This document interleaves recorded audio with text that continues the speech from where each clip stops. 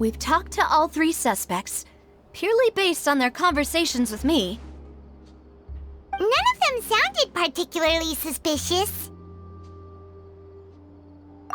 I suppose that's to be expected, though. If a single conversation's all that's needed to find them out, then my father wouldn't have needed to investigate the case for so many years. Anyway, even though we didn't make a breakthrough, let's still compile what we were able to find. But where should we start? Ah, you're right! Flora mentioned that Callus probably only ended up with the gun because of circumstance. That makes sense. According to Jacques' family members, he already told them that he had been discovered, and that he had no choice before he left home that day. If I had to guess, he probably received an order from the synth boss to kill my father. Had he refused, he and his family's lives would have been forfeit. So, Jacques fired the first shot? Oh? And why is that? Ooh, that's a good point. Jacques probably already knew that he was just being used as a tool for murder.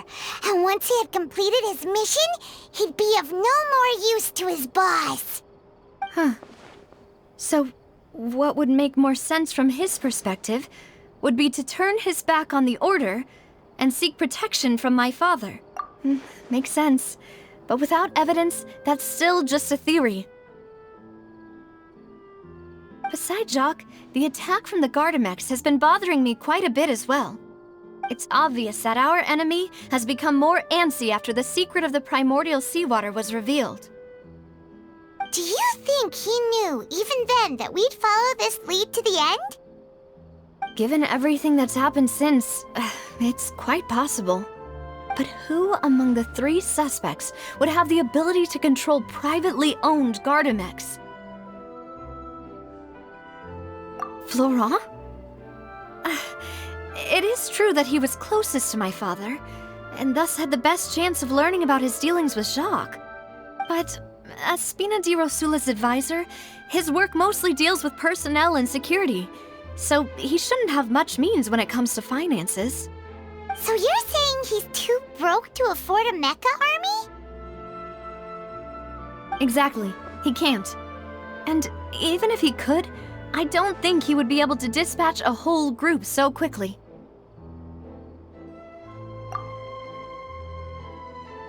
Uncle Marcel? My father did really trust him. And they worked together on a large number of projects. Maybe that's how he got to know Jacques. And with funds from the Confrérie, he could also afford a large number of Gardamex. It's still really hard for me to imagine, though. After all, Uncle Marcel has been around since I was just a child. Also, wouldn't this mean he has been spending a whole lot of mora and energy to fight his own synth business? Thierry, you say? It is possible that he's figured out a way to convert the Gardamex for personal use. But I didn't feel like he was lying when he was talking to us about the mecha. I also don't think he'd be able to keep that kind of tampering under wraps. Yeah, had he actually tampered with the mecha, we'd be able to prove it with a simple check of the guard's inventory. If the mecha were taken from the guards, it should be pretty easy to find out when and how that happened. Who could it be?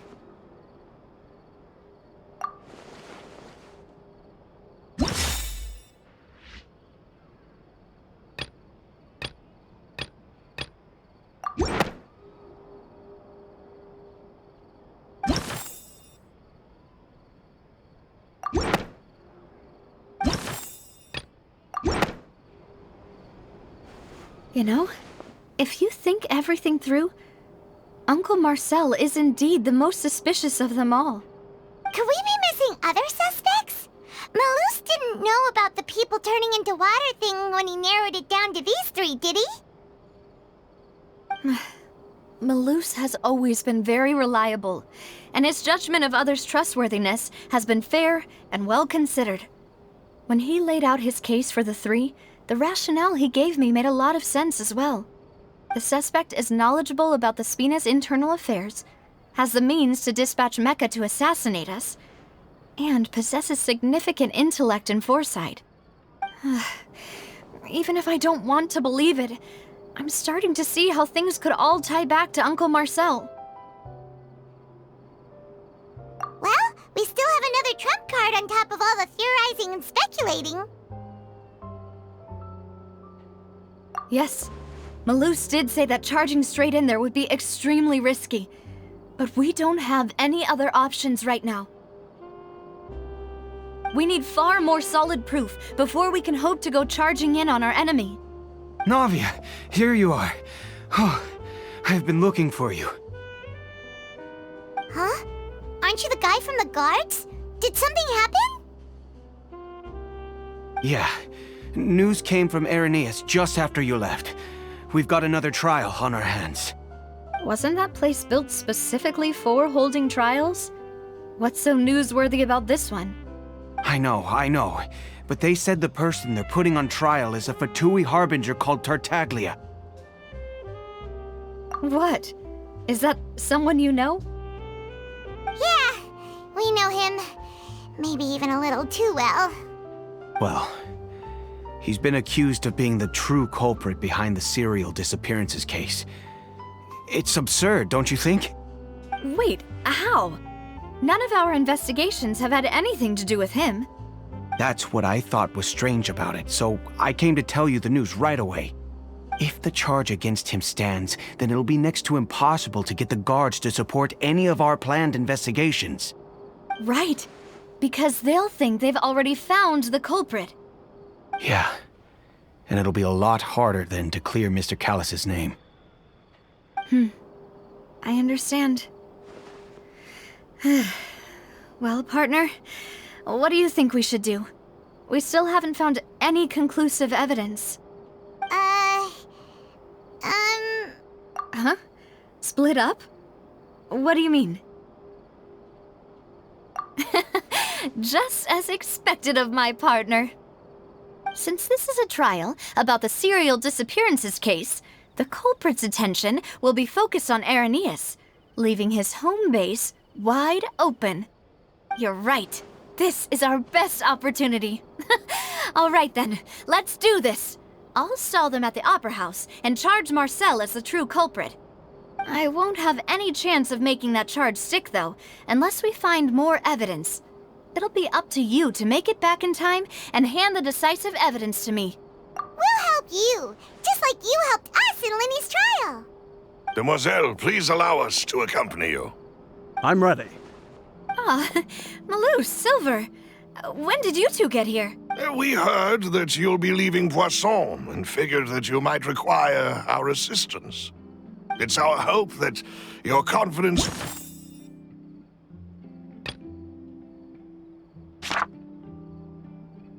will be bolstered with the two of us by your side.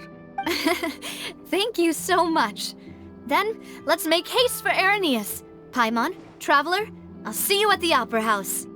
See you then!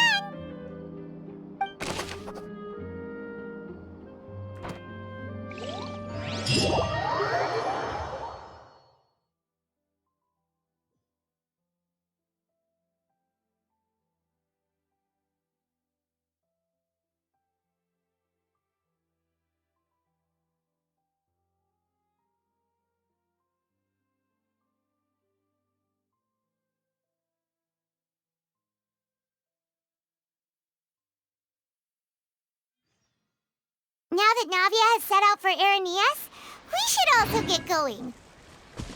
The location has already been marked on the map, so let's head over.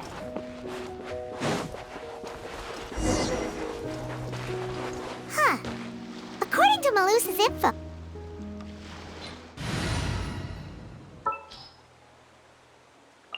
This world is full of unsolved... Let's go and try to find the entrance.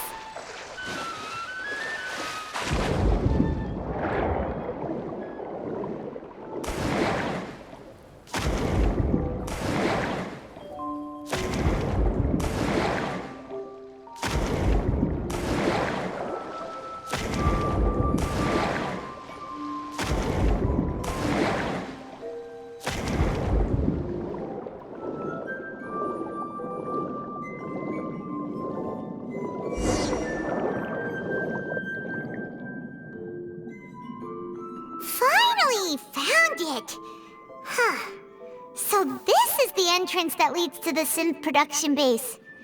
It sure doesn't seem out of the ordinary at all. Ah, you're right. An important place like this is bound to have a ton of protective measures and mechanisms. Navia's probably arguing up a storm right now to stall for us.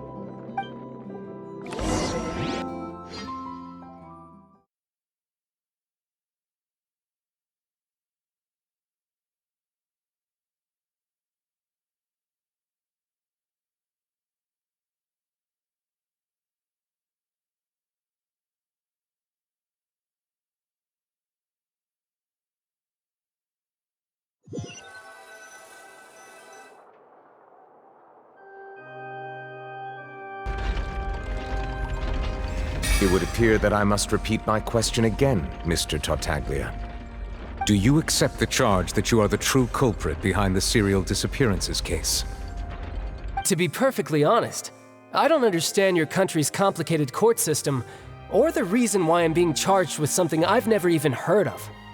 However, I did hear that people who have been charged can choose to participate in a duel to clear their name. Is that right? In which case, as long as I accept the charge, I can have an all-out fight with that champion duelist Clorend, right? I've got to admit, that's one of the most enticing offers I've ever received. When I privately sparred with her last time, she was obviously holding back. Real disappointing. Hey! Don't you understand? You're currently the prime suspect for a major case. This isn't the place for you to be looking for fights. Oh? Sounds like the Hydro Archon wants to lecture me on the ways of the Opera House. Then why don't you duel me too? I'm the kind of student that learns best in the heat of battle. No. That's not what I meant. Alas, it would appear that communication with the defendant is going poorly, and we have made very little progress. In that case, let me explain everything from the very beginning again. The goal of this trial is to determine the culprit behind the serial disappearances case. That case had nothing to do with him! You've got the wrong man! Huh? What's going on? Why is she interjecting again? I told you it couldn't be one of the Fatui Harbingers. Miss Navia, this is the second time you've interrupted the court proceedings. I only tolerated your behavior last time because you were able to provide the court with a key eyewitness. But that was an exception rather than standard court protocol. I can very well charge you with contempt of court for your interjections. Oh, please. Did you ever think I had any respect for this place's pointless theatrics? We can put that discussion aside for now. I'm not here to argue with you. I'm here to charge the true culprit behind the serial disappearances case. And if my charges prove true, then Tartaglia here will be proven innocent by default, correct? Oh, a young lady has charged in and offered to clear my name. How fascinating. Well, I'd gotten half bored to death by all these rules and procedures anyway, so I'll take you up on that offer. So, Your Honor, is there nothing else for me to do now? You may take a seat for now in the audience, but that doesn't mean the suspicions against you have been lifted. Now then, Miss Navia, who is the person you would like to charge instead? That person is...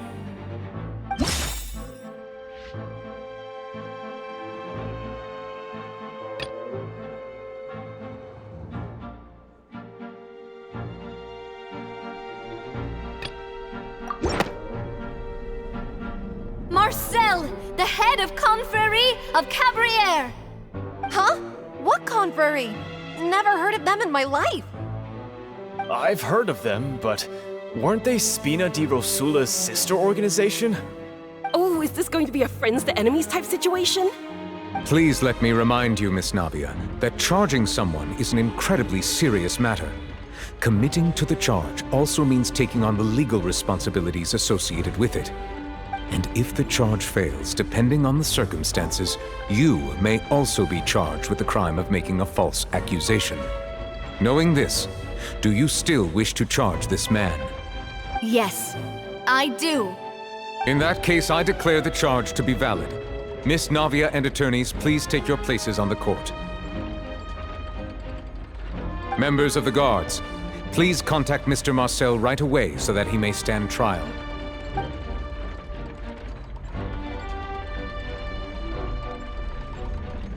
Mr. Marcel, you will not require an attorney. Is that correct? Apologies. It all just happened so quickly. I still haven't figured out what's going on. I think an attorney won't be necessary. This is probably just a misunderstanding between me and Navia. Very well. In that case, since both sides have now arrived, Miss Navia, please present your charges. I would like to take everyone back to 3 years ago, to the case of Callus the Unfaithful. Only through elucidating what really happened in that case can we connect all the dots for the serial disappearances case. Navia, do you really think that I was the one who killed your father? Come on, why would I do that? Callus was my benefactor, and remember, both you and I only ran to the scene when we heard the sound of a gun. If that's enough to make me a suspect, wouldn't that make everyone at that banquet a suspect as well? I think there's no point in getting into the specifics right now. The audience doesn't even have the big picture yet. Even I'm struggling to remember some details of that case. Exactly correct, Your Honor. I must refresh everyone's memory about that case before I can explain my charge and reasoning. I see. In which case, I will recount the findings about that case as originally recorded by Maison Gardiennage.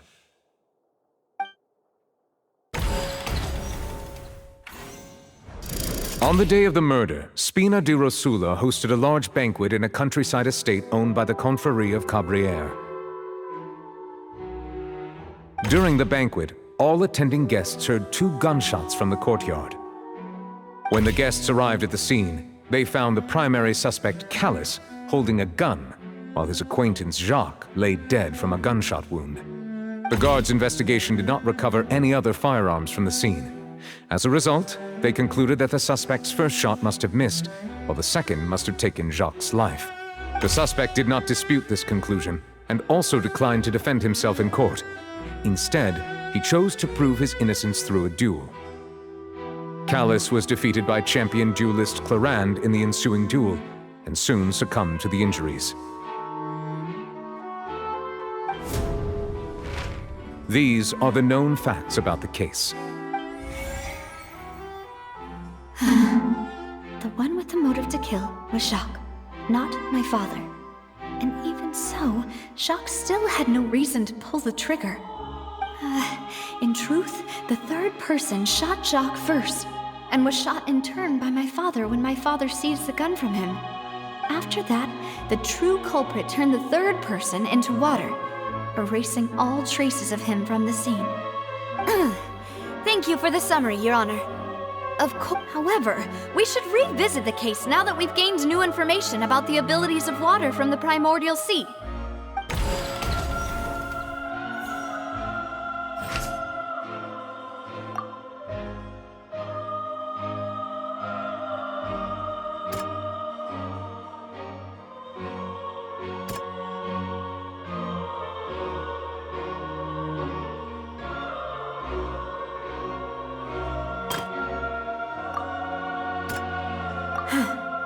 Something's not right.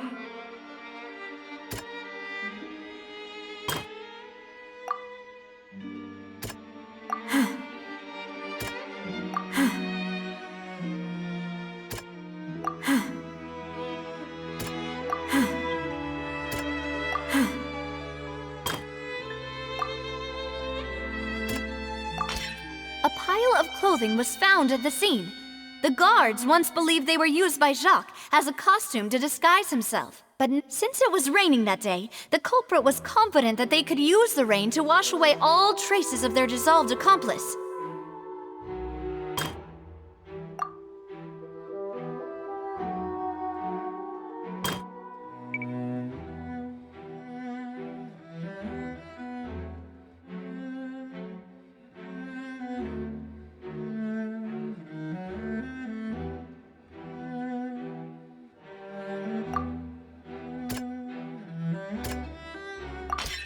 This assassin first shot Jacques, then turned to shoot Callus, only for Callus to wrestle the gun from him and kill him instead.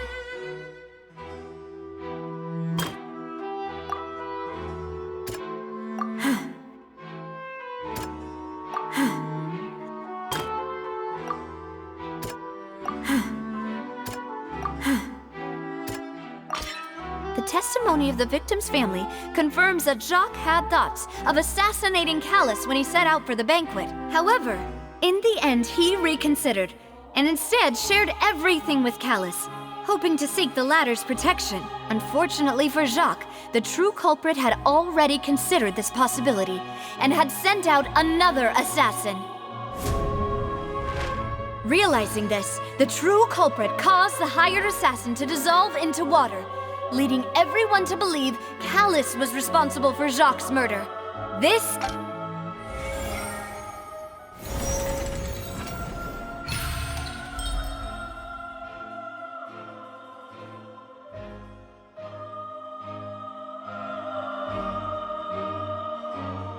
So that's what happened. Wait, you're telling me something as dangerous as water from the primordial sea has been used for all these years? What a great theory. It also explains Callus's and Jacques' respective motives. I guess they didn't shoot each other after all. Mr. Marcel, you are the one being charged with the crime. You should provide a rebuttal if you wish to prove your innocence. But I think I agree with everything Navia just said. In fact, there was nothing in her speech that directly implicated me. Then, may I ask some questions? In my opinion, we primarily need to determine two things. One, do you have the evidence to back up your claims? I'm afraid not. At least not at this very moment. Boo! If you don't have any evidence, you should just go home! I may not have the evidence with me, but I know where I could go to collect it. If we look up the deserted clothes against a record of people who went missing around the same time, we should be able to find a match. Considering the serial disappearances case, the guards probably kept careful records of all missing persons from around that time, regardless of age or gender. That makes sense to me.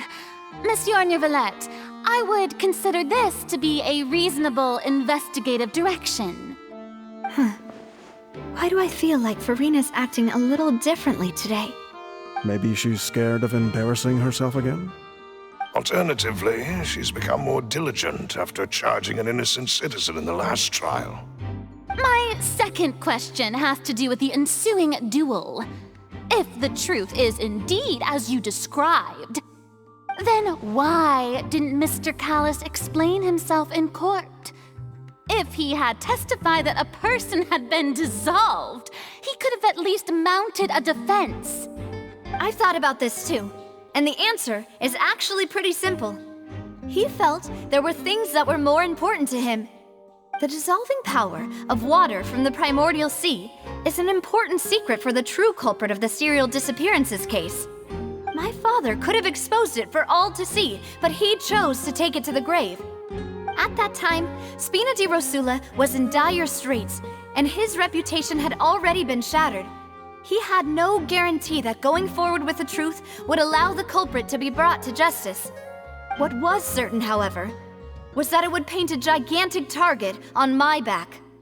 Boss once told me that Demoiselle had already been selected as the next target of the serial disappearances case. What? If the secret had gotten out, the culprit would have fought an all-out war with Espina right there and then. I wouldn't have been the only one in danger. All of us would have stood to lose our lives. Of course, the guards might eventually figure out the truth of the matter and determine that we were in the right. But what good would that do? How can a hollow verdict protect anyone? Had this opera house ever given my father any kind of confidence in its brand of justice, Spina di Rosula would have had no reason to exist. But by staying silent, we retained the ability to deter our opponents and continue the stalemate. I was able to become Spina di Rosula's president, which made me harder to target, as well as giving me more time to grow and learn. And once I have figured out the truth and stepped up to the challenge, I will do what this opera house cannot and restore my father's truth and honor back to him. So, you mean to say, your father intended to die in the duelist's ring? That's right. Do you have any proof? Of course. All you need is to ask his opponent, Clarand. I don't need your apology, your guilt, or your support from the shadows. You don't have to do anything for my sake. But since he entrusted his will to you, Clarand, you should tell us the truth about his sacrifice. So, during the duel, did you believe that Callus was intending to die? Yes, I did. As a champion duelist, I've fought many battles and taken a countless number of dishonored lives. In my line of work, I've seen all kinds of people give their all for the faintest hope to continue living. Some were determined, others passionate, and some even manic and twisted. Just one look and I can tell if a duelist is hoping to live or if they're looking to die. I hereby swear on my name and honor as a champion duelist that Mr. Callus never intended to leave the ring alive. Since that's your testimony, I have no more questions. It appears there really are good grounds to reopen this case.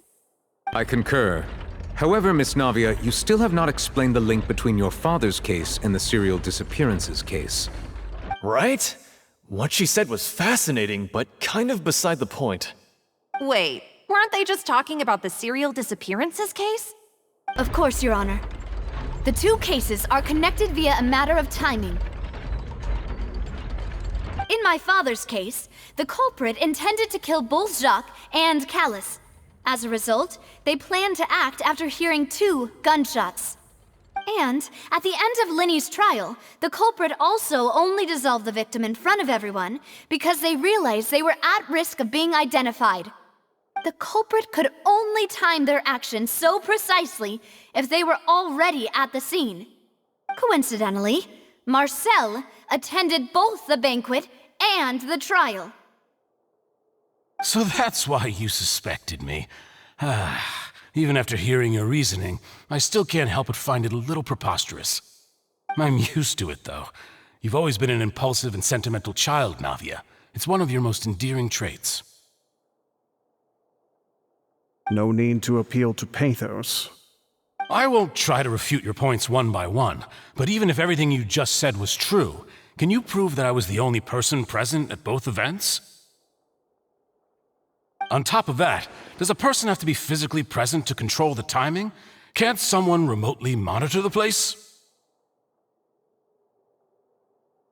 I don't know what she can say to that. I know that even with that, you might still think you can reduce the list of suspects with some further investigations until I'm the only one left on the list. Alas, who won't feel at least a little hurt by an accusation of murder from a girl you see as your own daughter? But if I were to dismiss this completely, you'd also think I'm not being considerate of your feelings. Ah well, let Uncle Marcel teach you another lesson. Do you know what the biggest flaw in your reasoning is? I suppose you're gonna tell me anyways. It's timing again. I'm a businessman by trade. From that standpoint, there's no reason for me to kidnap young women. It's a high-risk action with nothing to gain. In addition, I left my home in Snezhnaya when I was young to come to Poisson and work in some trade. My business only thrived when I received Callus's patronage. But the disappearances began before I ever stepped foot in Fontaine.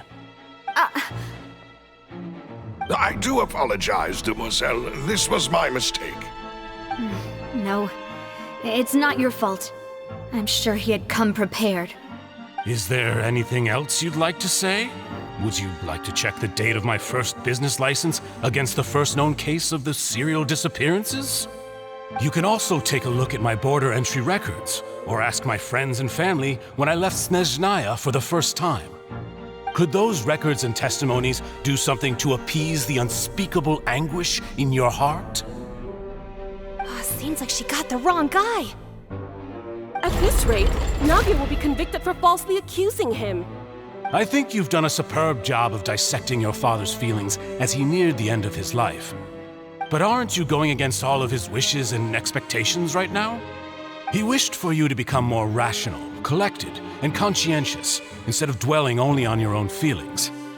Once you've learned to be more considerate of others' feelings, and to stop rushing headlong into things, you'd have met most of his expectations.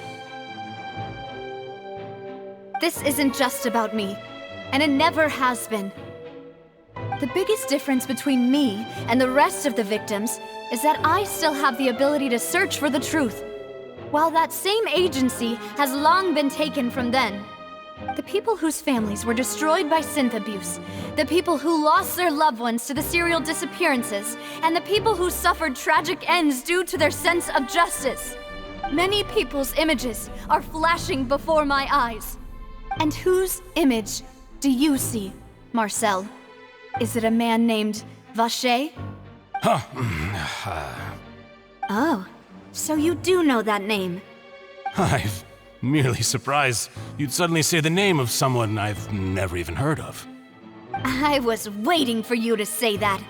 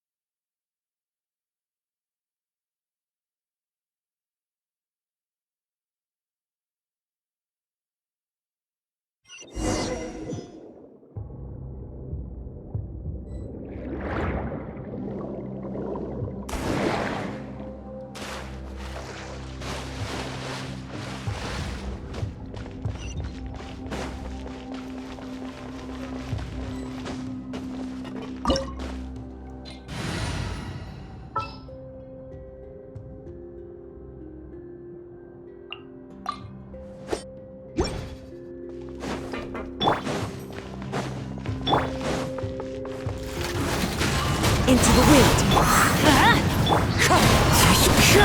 Transfigurate!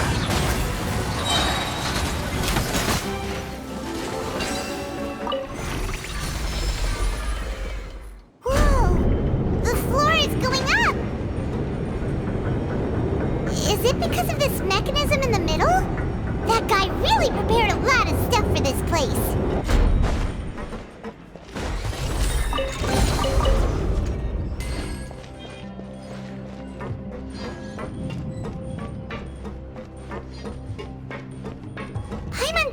We need to go up, but Paimon doesn't see a way. Let's take a look around. Maybe we'll find a hidden mechanism that'll show us the way up.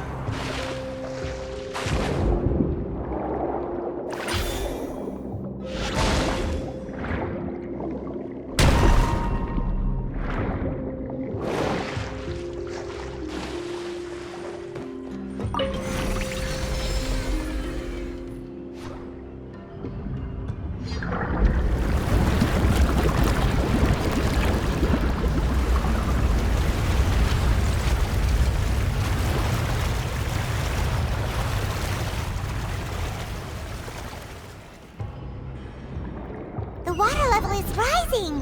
Now we can swim to the top! But this is still a ways away from where we need to go.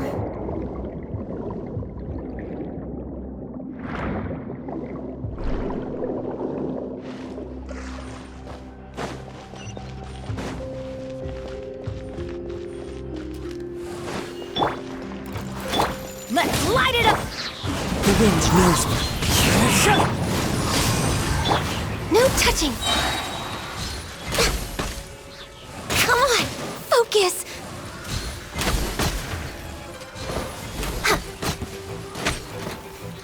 Teamwork is true! As one with wind and cloud! Cryo Incarnate! Take your true form!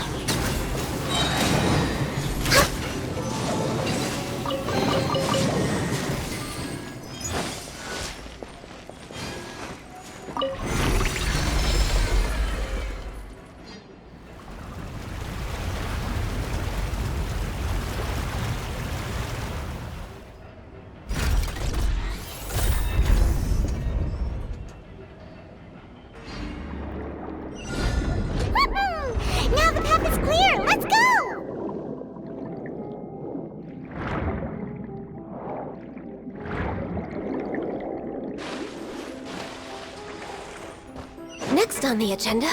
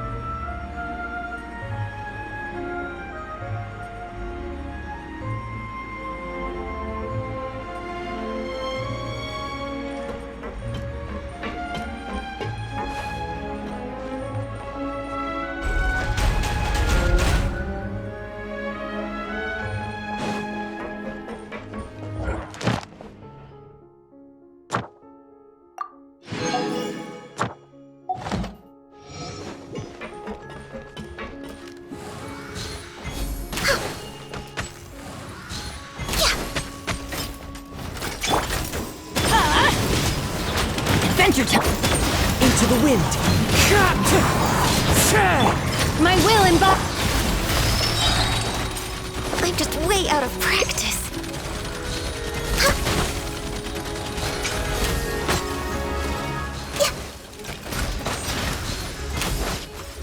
I'm going in! Wind strike! Take your true form!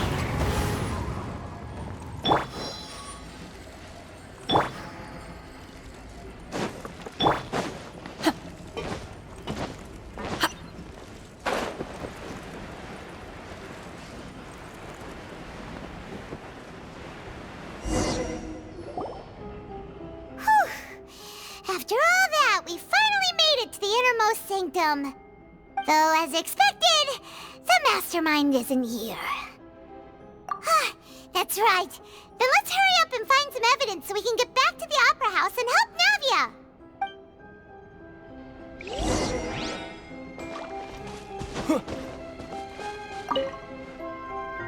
What's all this? Aw, it's a bunch of really cute things. Pink accessories, a hair tie, a necklace, even a makeup box.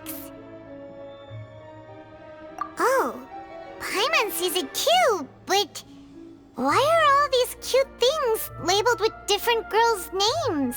Huh? You mean the girls from the serial disappearances? They were brought here? And then they were turned into water. And all the boxes of things, these names, that means...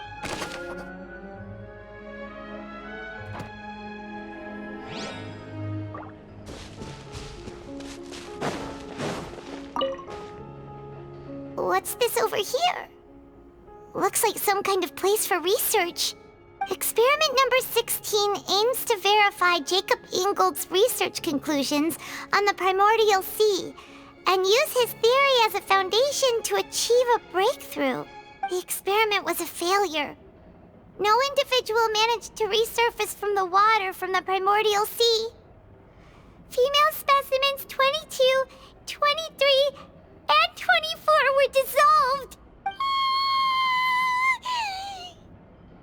Sorry, Traveler. Paimon will try her best. It's just that Paimon's never read something so scary before. How can someone write something that terrible in such a matter-of-fact tone? You read the rest. Paimon's too scared to keep going. So that's why he did all of these experiments. But did he really think he'd be able to find a way just by dissolving people over and over? That's just insane! Huh? Isn't that the name you heard by the fountain? Paimon thought he was an eyewitness in the serial disappearances case. You mean Vacher is the one who did all of these... experiments? So that's it! Vacher was no victim, but personally took his lover and... No, that's not it either! If that's the case, why would he want people to resurface from the water? In any case, Paimon will write it all down.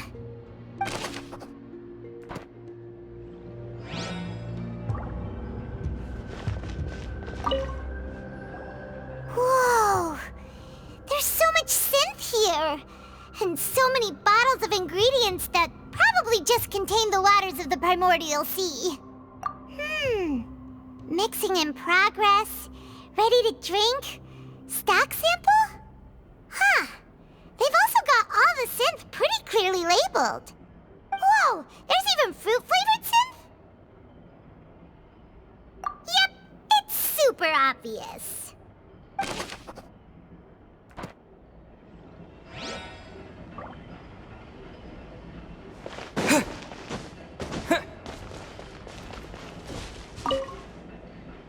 Oh, look!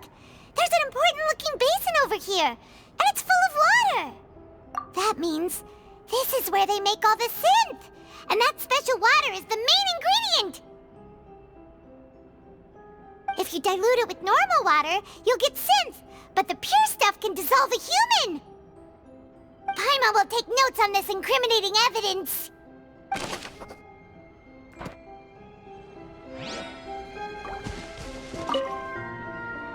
Let's see what's written here. Nothing escapes Detective Paimon's eyes. Callus. Navia's father. Oh, this seems to be an investigation report on him.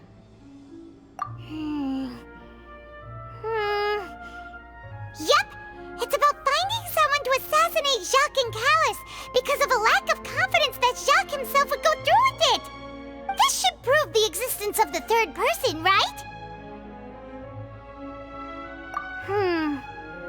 We still have not determined the exact content of the key information Callus has passed on to certain members of his organization. The old dog's a real menace to deal with.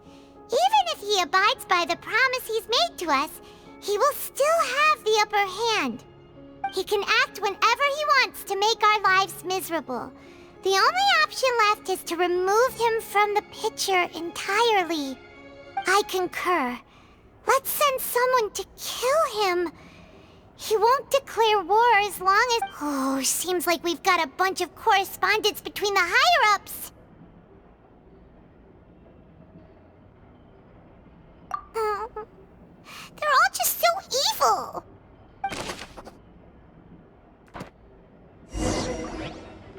We've looked at almost everything here, and it seems like our theories were spot on.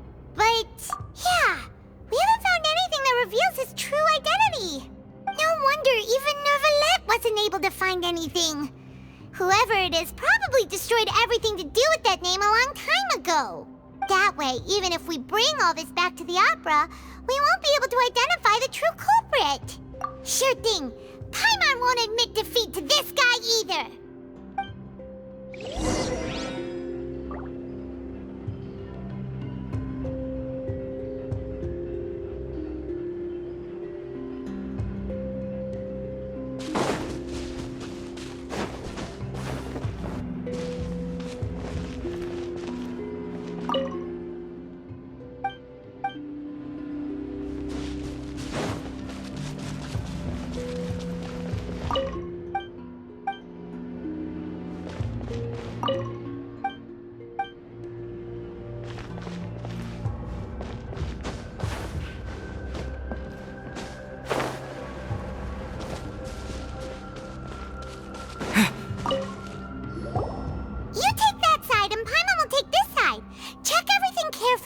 We'll find something for sure.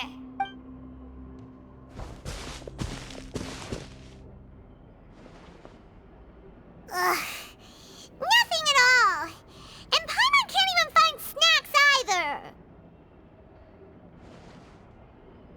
Whoa, really? Let Paimon see. Vinier. Isn't that Vache's lover's name? Then you found her diary. Let's see. Aw, it's just a normal diary chronicling their love story.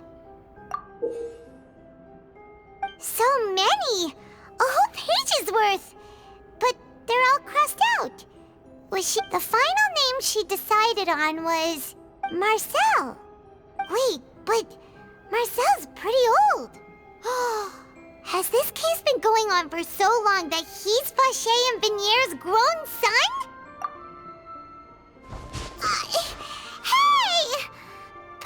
hasn't figured it out yet.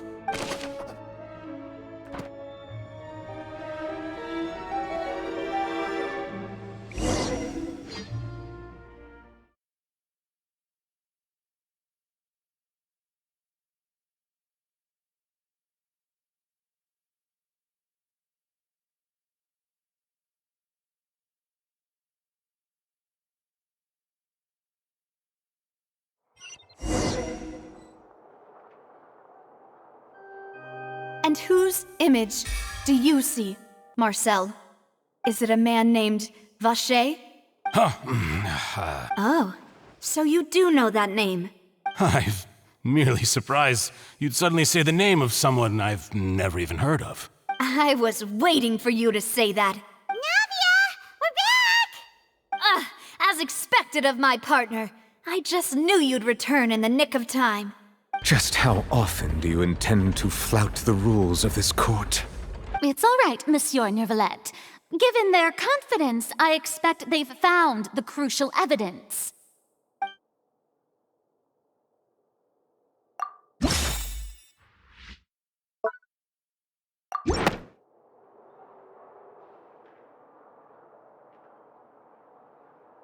But the truth of it, Marcel, is that you've always been Vacher. Huh?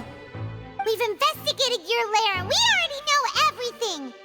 After your lover, Vignier, was dissolved, you kept abducting young women to experiment on the hopes of bringing her back to you! You even created Marcel as a new identity and destroyed all records of your past as Vacher! So that's it. Even the villains in opera performances rarely go that far. And with that, Marcel's motive has now been established. This information regarding your past also dismantles your prior timing defense. Well, Marcel, you fixated your gaze on the lover that passed away, instead of paying attention to the living people around you. So, you never noticed how we changed, or how we grew as individuals. You also never understood Boss's real expectations for his daughter. Or our determination to see things through. Your determination. Mr. Marcel, please speak up now if you would like to defend yourself. Otherwise, the trial will move on to the next stage. Do you really think I wanted to do any of this? Pay attention to you? What for? Have you ever paid attention to me? Ever empathized with my pain? Ever known how it feels to watch the love of your life dissolve right in front of your eyes? No one helped me. No one even believed me. All those decades ago, even the officers from the Maison Gardiennage were laughing at me. They said there's no way a human being can turn into water. So I must have gone mad from grief. Vignier's death was brushed away by all of you as if it didn't matter at all. Well, now you know, don't you? Ha! Well, it's too late now. All those who were dissolved are gone forever. You only have yourselves to blame. You set up this ornate opera house in pursuit of your so-called justice, your beloved drama, while turning a blind eye to the suffering of the people. Vignier is dead. We promised each other that we would always be together. Wherever she goes, I will follow. But I'm not from this blasted place, so I can't be dissolved, no matter what I do. Hey, is that water from the primordial sea that he's drinking? I can't dissolve! Can't dissolve! Can't dissolve! Do you all see? I can't go, I can't follow. So if I can't go where she is, what choice do I have but to try to bring her back? I did all of that, and in the end, that accursed Callus still got the better of me. I spent my entire life living on pins and needles, only to get stabbed by his idiot daughter at the very end. The suspect is exhibiting signs of mental distress. Guards, please restrain him. Don't touch me! Don't anybody come near me! I still need to save Vignere. Our promise. We made a promise. Vignere, please, Vignere. Don't think badly of me. All I want to do is fulfill our promise. At this point, the verdict of this trial is clear. With Mr. Marcel's conviction, the charges against Mr. Tartaglia no longer have any basis. Fine by me. I was in a bad mood, but after a show like that... Traveler, please submit all the evidence you have collected to the guards, so that I might review and summarize the truth behind the serial disappearances case. The man now known as Marcel was originally named Vacher and worked as an adventurer with his partner and lover Vignere. During an underwater expedition, Vignere accidentally came into contact with water from the primordial sea and was dissolved in front of Vacher as a result. Vacher learned of the primordial water's existence through the work of others and began to kidnap young women for research, with the goal of discovering a method to restore Vignere back to life. To cover his tracks, he invented the new alias of Marcel and began to operate a business in Poisson. During the course of his research, Vacher discovered that a diluted concoction of water from the primordial sea can induce feelings of euphoria, and began to manufacture and market synth. However, as he accumulated wealth to fund his continued research and expanded the scope, he came into conflict with Spina di Rosula. After exchanging blows with Spina di Rosula for many years, Vacher decided to assassinate their president Callus at a banquet. Although the assassination did not go as Vacher expected, he was able to turn Callus into the murder suspect by dissolving the assassin he sent to the scene. And just recently, Vacher attempted to frame Linny as the culprit of the serial disappearances case, using a similar method. However, his attempt to frame Linny failed, and the power of water from the primordial sea became public knowledge. This case also exposed enough of Vacher's machinations that he was eventually successfully charged in court. Thus concludes the enigmatic history of the serial disappearances case, with the truth revealed to all.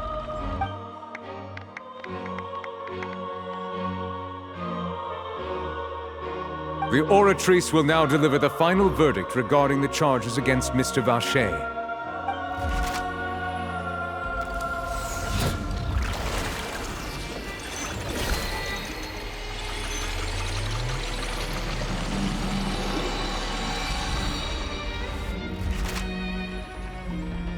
According to the judgment of the Oratrice Mécanique d'Analyse Cardinale, Mr. Vacher is guilty. Guards! Take Vacher away. Good. It's what he deserves. With that, the serial disappearances case is over now. We really just witnessed history. Who would have thought the true culprit would be such a polite and well-spoken guy? Yippee! We helped Navia bring the bad guy to justice! He's hurt so many innocent people and now he's finally getting what he deserves. Huh? Are you okay? Demoiselle, you were absolutely brilliant. The day our late boss had always hoped for has finally come. You can rest easy now, knowing justice has been served. Yeah. It's finally over. It's all thanks to you guys. And my partner. See, Papa? Spina di Rosula's still doing well with me at the helm. Well now, hasn't this been a most delicious piece of drama? The villain has been caught, justice has been served, past wrongs have been righted, and it's a big ol' happy ending. Since it's been such a great show, I'll just let the false accusations against me slide. Either way, I've still got some business to attend to, so if you'll excuse me... Please wait just one moment, Mr. Tartaglia. What now? None of this has anything to do with me. According to court protocol, since this trial was initiated due to a charge against you, a verdict must also be made regarding the initial charge before the trial can conclude. Oh, come on. Is this really necessary? Haven't you already caught the real criminal? Isn't it time for side characters like me to exit stage left? Please respect the laws of Fontaine. This has always been the rule. All right, but this sure is a lot of hassle. All I need to do is stand over there, right? Let's just get this over with. Through evidence presented in the public trial that was just held, it has been established that Mr. Tartaglia has no direct connection to the serial disappearances case. The guilty party has been identified, and thus it is logical to suppose Mr. Tartaglia is innocent of the charges. We now turn to the Oratrice Mécanique d'Analyse Cardinale to render the final verdict on the charges.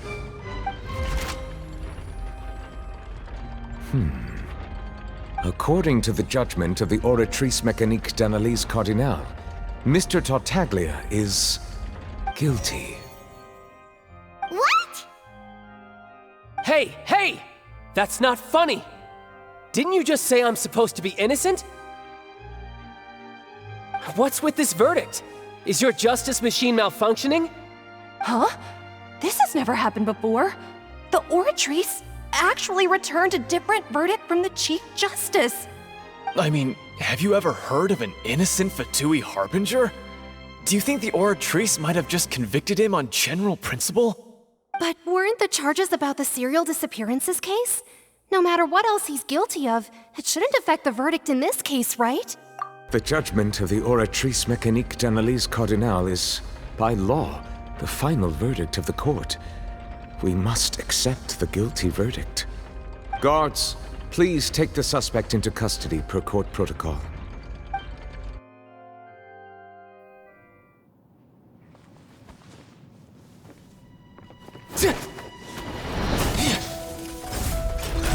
So this is how justice is done in Fontaine. What a joke. You've got your rules. Well, I've got mine too!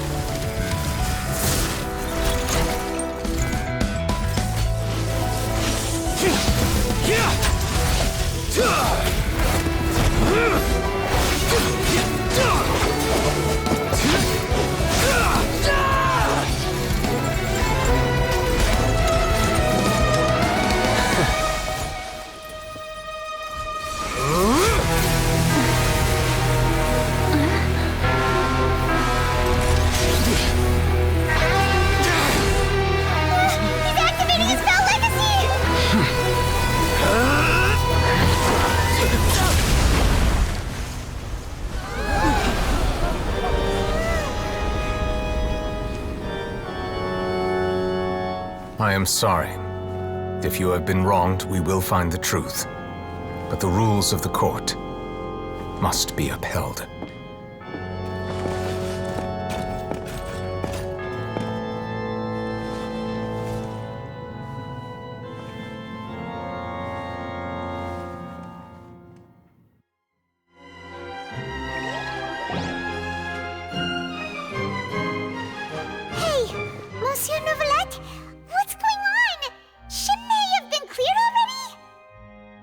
Apologies.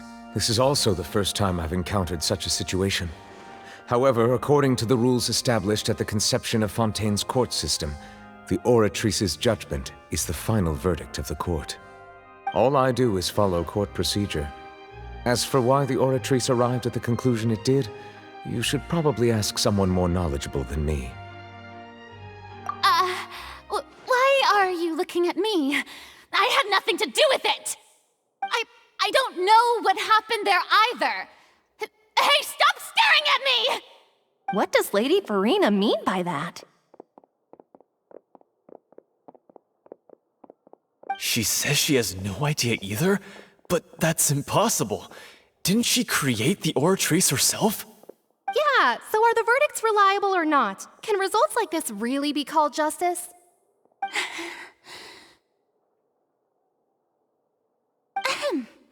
My dearest citizens, did you really think we'd allow an incorrect verdict to be handed out in this court?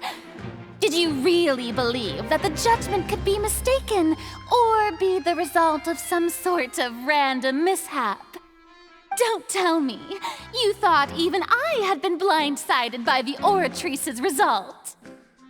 The way she looked just now, it was pretty obvious she had no idea what was going on. However, given the state of things, I shall give you an explanation. Everything that just took place, including my supposed shock and bafflement, was a part of an elaborate performance, with every action meant to stir up drama and excitement. And, of course, for every performance, there is a script. Everything has unfolded exactly as I expected from the very beginning. As the embodiment of the very concept of justice, the Oratrice shall never render an arbitrary judgment! If you thought Child had nothing to do with the serial disappearances case, it is only because you've been blinded by the superficial appearance of innocence. Everything he's done, not to mention the danger he poses, are beyond ordinary comprehension and completely unforgivable! All shall be revealed in time. You will come to understand my noble intentions, as well as the absolute correctness of the Oratrice's verdict.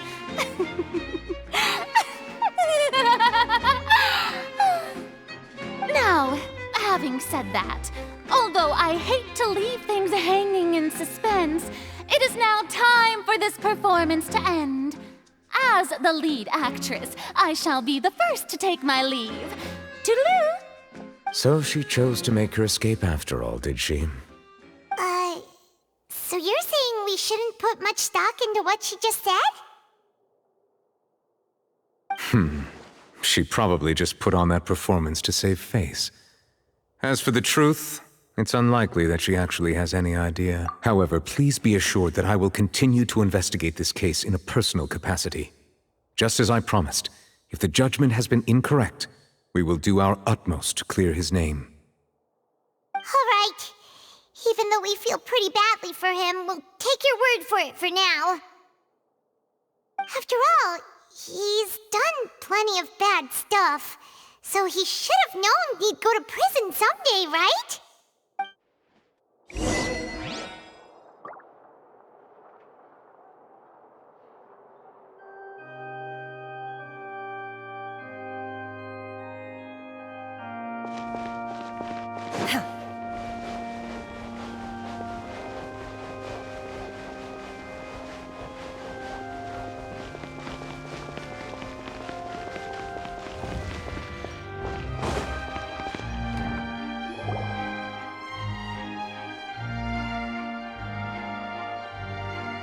Hey, what are you doing? Quick, stop him!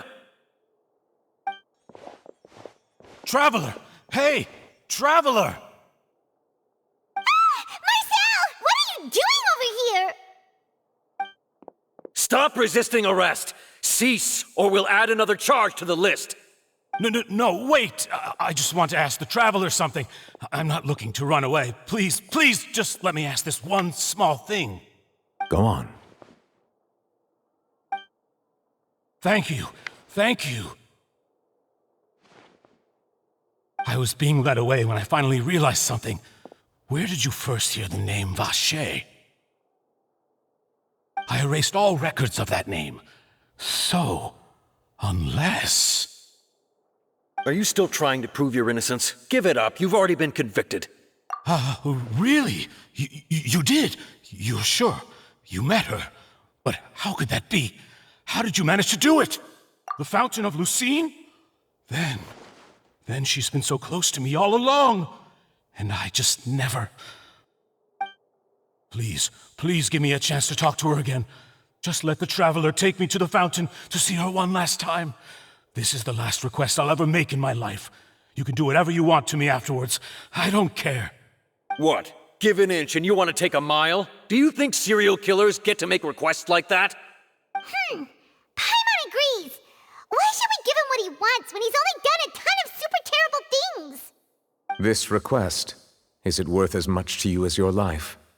Of course! Wait, no. It's worth even more than my life. Humans.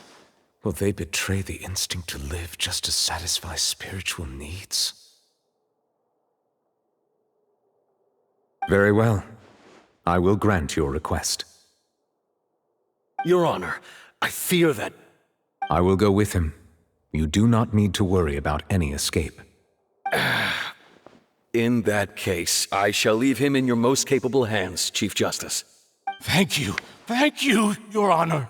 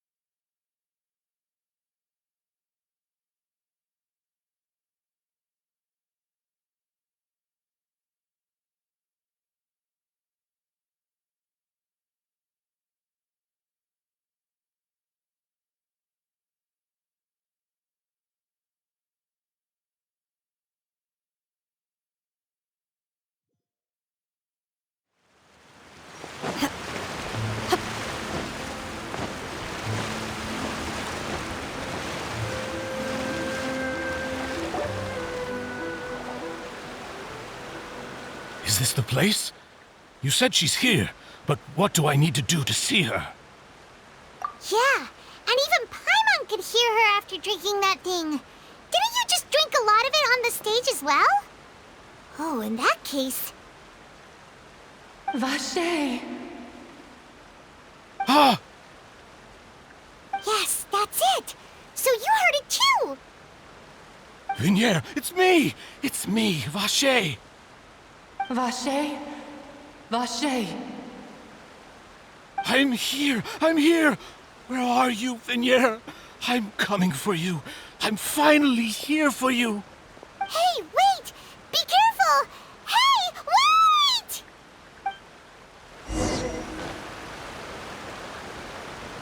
Vignier, is that you? It's me, Vache!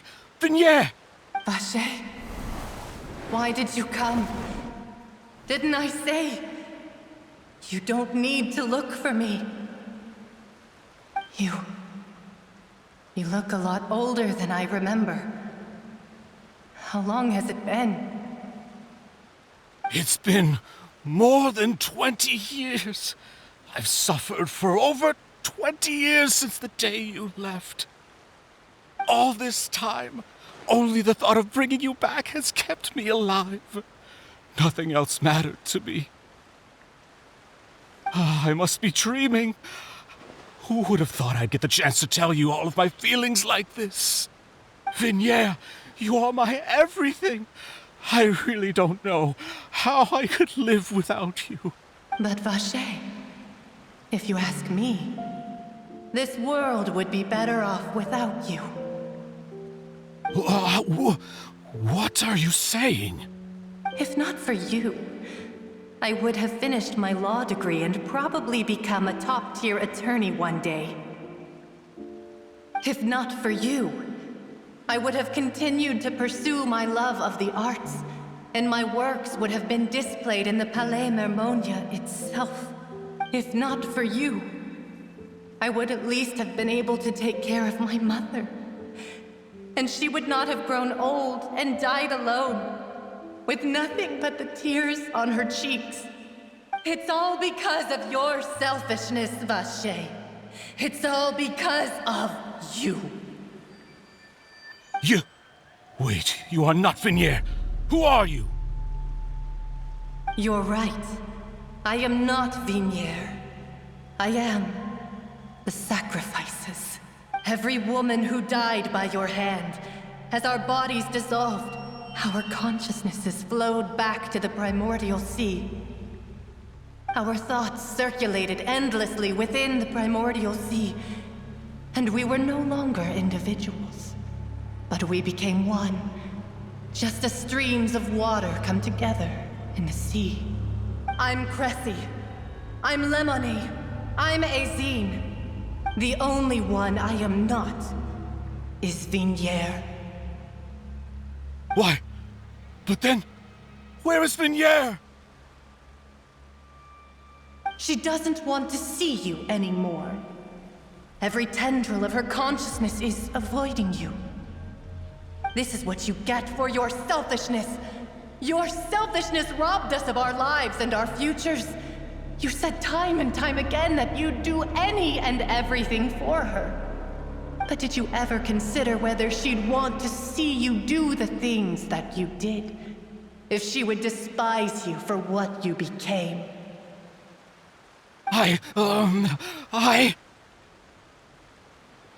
You are a liar, a heartless murderer, and a cowardly narcissist. The only thing you are not is Vignier's beloved. From the moment your first victim died and her consciousness merged with Vignier's, she has had nothing but pure hatred for you.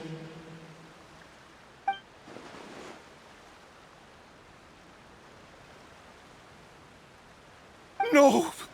Vignier! She can't hate me. Let me see her, please. Have mercy. You still don't understand. When I said don't look for me, that came from the real Vignier. She really doesn't want to see you anymore. But on top of that, she also said that because it's her final drop of pity for you. She said that because she knew that if you did come here, we will show no mercy to you. Vache. Vache? Vache? Vache. Vache. Vache. Vache. Drown.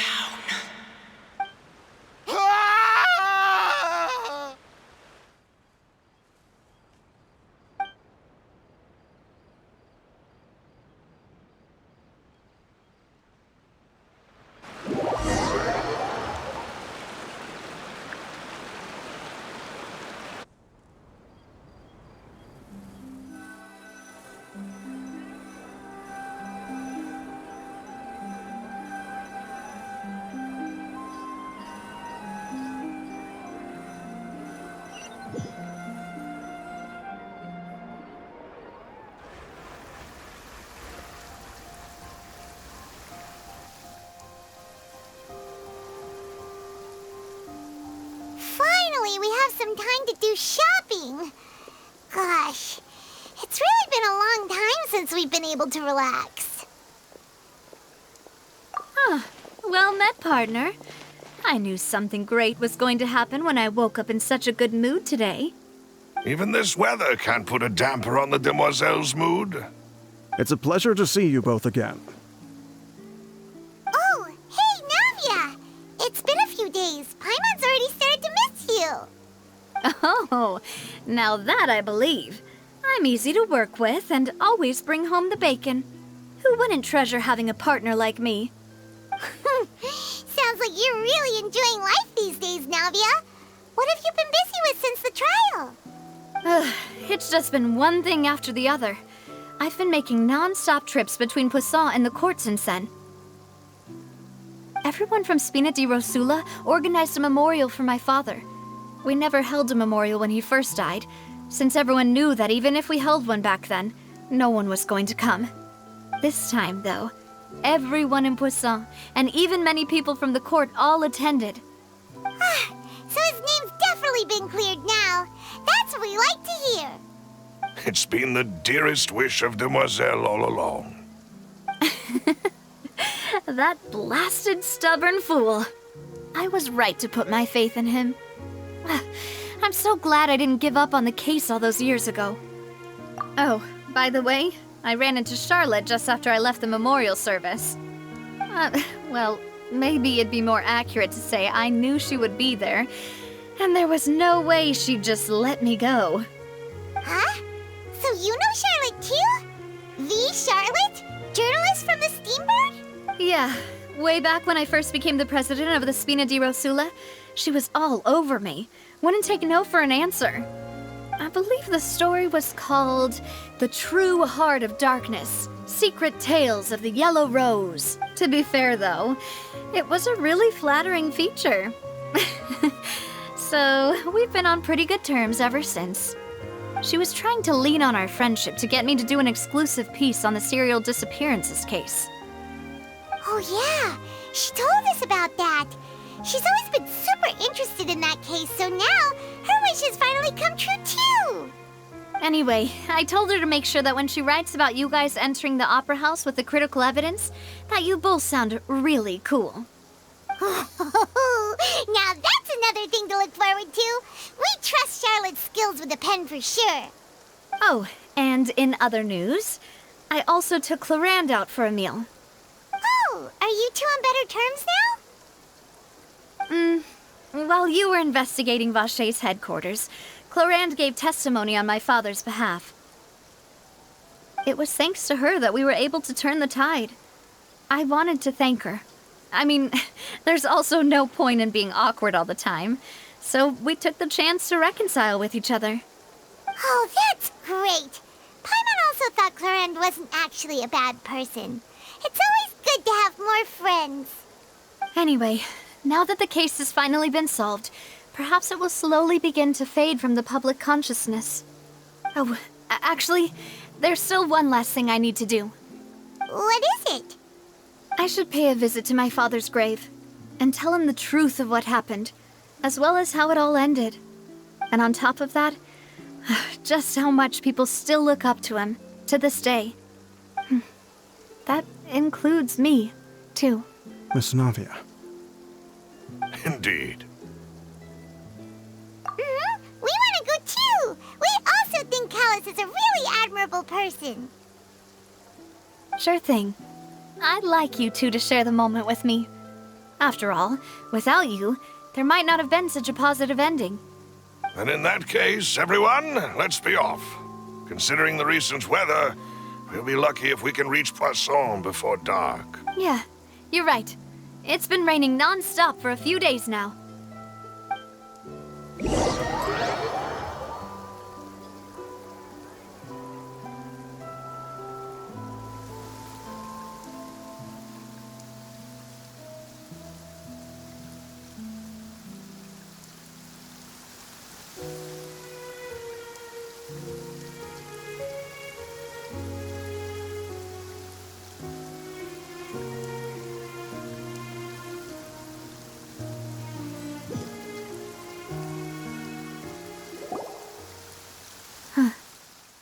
This is where my father's grave is. To be perfectly honest, even I haven't been back here for a long time. Huh? There's someone there already. Wait, that figure. It can't be. Isn't that Neuvillette? Why would the Chief Justice be here? Huh? Navia?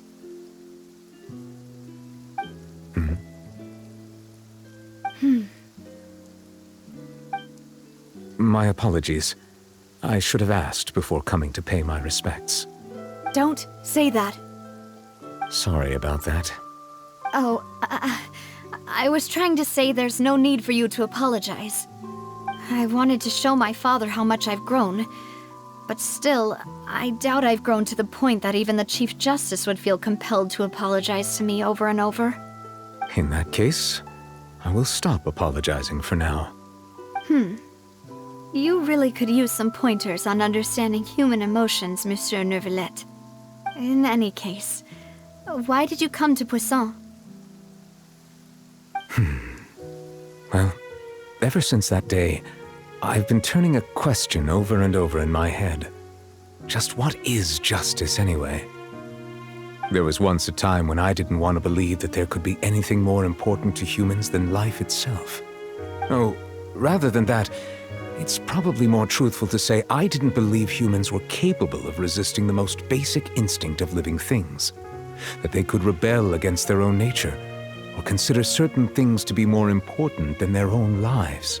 Which is also why I didn't stop your father from beginning that fateful duel. I believed that a truly innocent man would never throw away his life like that. That there was nothing, should have been nothing more important than one's own continued survival. But Mr. Callus proved me utterly and decisively wrong. If not for his sacrifice, the serial disappearances case would have remained unsolved to this day. Mr. Callus made the choice he did for his daughter, for his associates, and for many people completely unrelated to him. And in the end, from a certain perspective, one could say that he did it all for the sake of justice. A justice that's higher than life itself. So, you asked me why I came here. I just wanted to say my apologies to Mr. Callus in person. I should have noticed all of this much sooner. This regret has filled me with a sadness that has haunted me for days. That high and mighty chair in the Opera Epiclese indeed insulates one from many important things. Spina di Rosula, thank you so much for your hard work and perseverance. I'm sorry for being mad at you before. So, you're actually one of those types that's cold on the outside, but pretty thoughtful on the inside, huh? That reminds me of Silver, one of my guys. Sorry about that. Self-expression is not one of my strong suits. Didn't I just say you don't need to apologize? Ah, so Navia and Neuvillette seem to have made their peace as well. Let's not disturb them for now. We can wait till after they're done.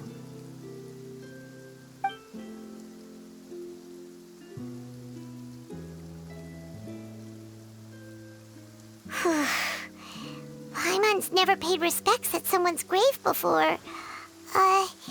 Did Paimon do anything rude there? Huh? Oh, Paimon didn't know that was a thing. But Paimon doesn't know what she would do if she can't fly. Oh no. Paimon hopes Miss Navia won't be too mad. Anyway, Neuvillette is still standing around there. It's not often that we can catch him alone like this, so why don't we go talk to him for a bit? If we can't talk to Lady Farina, we can at least talk to him, right?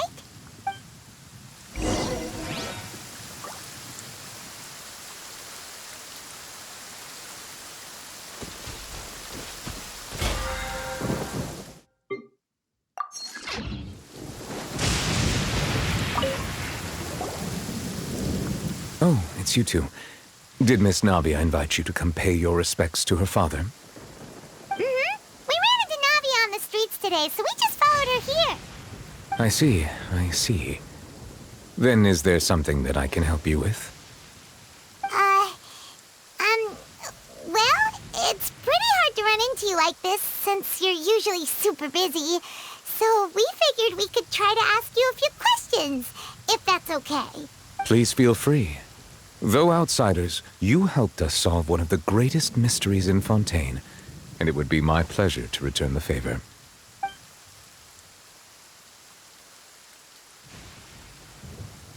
Your sibling, another blonde-haired traveler. I'm sorry, but I've never seen anyone who matches that description. If she ever stepped foot in Fontaine, I'm sure she followed our laws to the letter, and had no reason to appear on the stage of the Opera Epiclese. Is there anything else you'd like to ask me about? So, at court, the bad guys referred to that special water as water from the primordial sea, but what is it really? Truthfully, that name is already quite accurate. I can only surmise that Vacher and his ilk only learned of its nature and existence after extensive research. There used to be a special sea on the surface of this planet. The nature of its seawater was rather different from that of the sea we know today. Most of Tevat's life forms were first born in that special sea. You could say it nurtured much of the life on this planet. Huh. So it really was where everything began. It makes sense to call it primordial then. But today, the primordial sea no longer exists on the planet's surface. What Vacher discovered must have been some kind of special case, or a remnant from a truly ancient age. Huh. So that's how it is. Oh, you really know everything, Monsieur Neuvillette. But if that's the case, then why would people, at people from Fontaine dissolve in that kind of water. Indeed. Why would the primordial sea, which was known to engender and nurture life, suddenly reverse itself and devour life instead? To be frank, that also doesn't match my understanding of this world and its laws. There must still be some unknown secrets around the people of this land. Is there anything else you'd like to ask me about?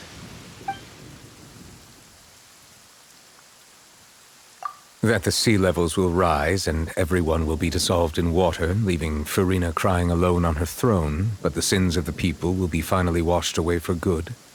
Does that appropriately summarize the version you've heard? That's right! It was Linny that told us back then. And that about covers all the main points. Yes, up to the present, I think we reached a point where we have no choice but to confront this prophecy directly. Rumors have it that this prophecy is rooted in the last words the former Hydro Archon left to the world before she passed away. A prophecy? Of the former Hydro Archon? Wow. This is the first time that we've ever heard of it. 2 parts of the prophecy have already proven correct. The rising sea levels and the ability of the people of Fontaine to be dissolved. We should be more vigilant and stay on the watch for further signs. Speaking of the prophecy, Farina has also always taken it quite seriously. Indeed, she has been collecting information and intelligence from across Tevat for this purpose. If the rumors were true, then perhaps this prophecy is the conundrum left to Farina by her predecessor. But with Farina being the way she is, can we really trust her to solve it? Is there anything else you'd like to ask me about? My apologies. My investigation has still not reached its conclusion. However, I still believe the judgment of the Oratrice was not rendered arbitrarily. Huh? But you also said you thought he was innocent. For many years, I have been quite aware that the Oratrice does not simply mechanically repeat the verdict that I give on each case. As a divinely created mechanism, the people's unified faith in the concept of justice is integrated into it. Not only can it produce the incredible power of indemnitium, but it likely also possesses other traits, such as self-awareness. Which is all to say, I have been prepared for a situation like this for a long time. Huh. So when Linny told us that he heard a human voice from the room where the Oratrice's core is stored... I was not aware such a thing had occurred. Perhaps that could serve to prove my conjecture. I will add that to the list of items to investigate. In any case, I am inclined to believe that the Oratrice does have a methodology all its own. We just do not have enough information. Based on Farina's reaction, I doubt even she had any idea what was going on. She managed to bluff her way through it, though. The time-tested twin tricks of bravado and drama. While we do intend to get to the bottom of this, for now, we regret to say that the Fatui Harbinger will just have to bide his time in the fortress of Meripede. If we did incorrectly convict him of crimes he did not commit, we will most certainly compensate him to the fullest extent allowed by the law. If you ask Paimon, the only compensation he'll want is a no-holds-barred fight with you. Is there anything else you'd like to ask me about? Very well. It was my honor to provide you with what answers I could. I very much enjoyed conversing with you. It will soon be time for me to leave this blissful tranquility behind and return to Palais Memoria. You really are super busy, Monsieur Neuvillette. Paimon thought you only came here to pay your respects today because you had the day off. Crime and villainy do not have the day off, and so justice must work around the clock as well. This is merely the nature of a justice's work. All right. You've got a point. Huh? Paimon just noticed that the rain has stopped.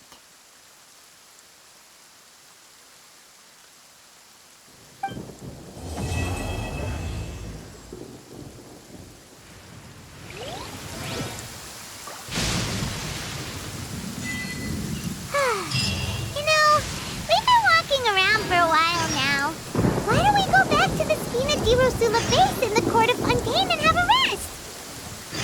Navia said something about having a place ready for us there, didn't she?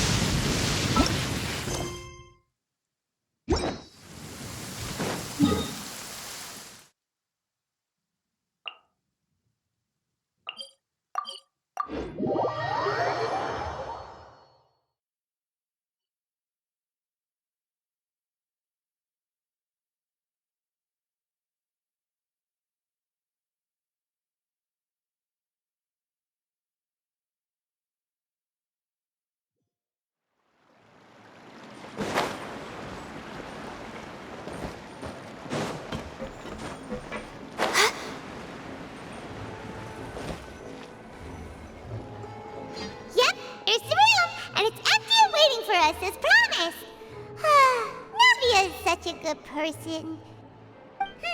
Now that the serial disappearances case has been solved, no one's going to come after us for anything. Even without Silver standing guard, we can just completely relax. Why don't we stay and rest up here for a while? Even machines in Fontaine need to stop and recharge now and then. Oh, come on! This place isn't that bad. Besides, how often do we get to stay in an actual base? Oh, fine. Remember that detective story Paimon read before? Well, the author is about to release a new book, so Paimon wanted to buy it as soon as it came out and have a quiet place to read it. Yippee! Then it's agreed. Come on, let's get some sleep. We'll need to be up first thing in the morning to get in line and buy a copy.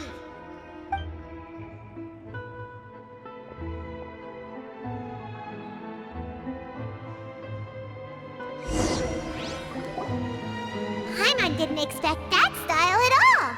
Even though it's a detective novel, it's also like... no!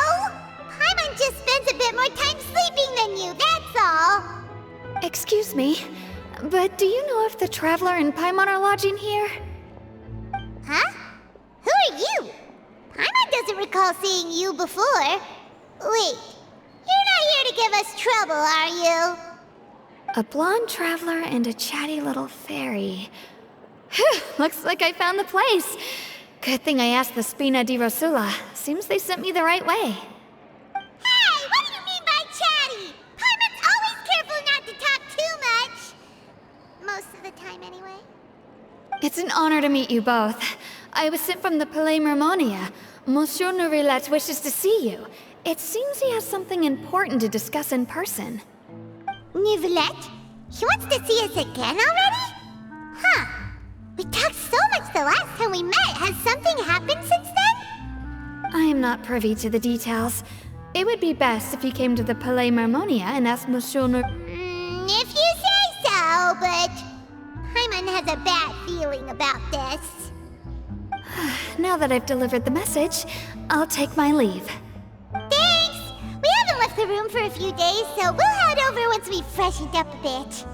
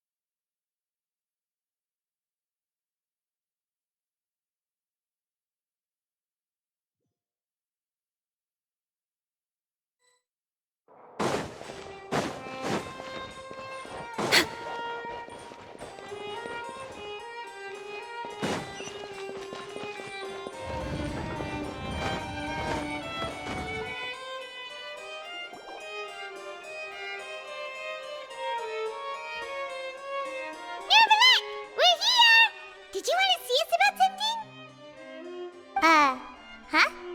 Why were you just standing there? You daydreaming or thinking something over? Yes, I did send someone to fetch you. But as for what I'd like to discuss next, well, I still have some reservations. Given that we've already made the trip here, you should just tell us. Bet you need us to help you with something, right? I do indeed have something I'd like to ask you to do. However, You should wait until after I tell you the details, then decide for yourselves whether you'd like to help or not. The situation is this. It has come to my attention that the Snezhnayan Harbinger known as the Knave wants a diplomatic meeting with you, correct? I heard that she was originally from Fontaine, but for her to suddenly arrive here and abruptly request such a meeting like this, I sincerely advise you to refuse her invitation outright.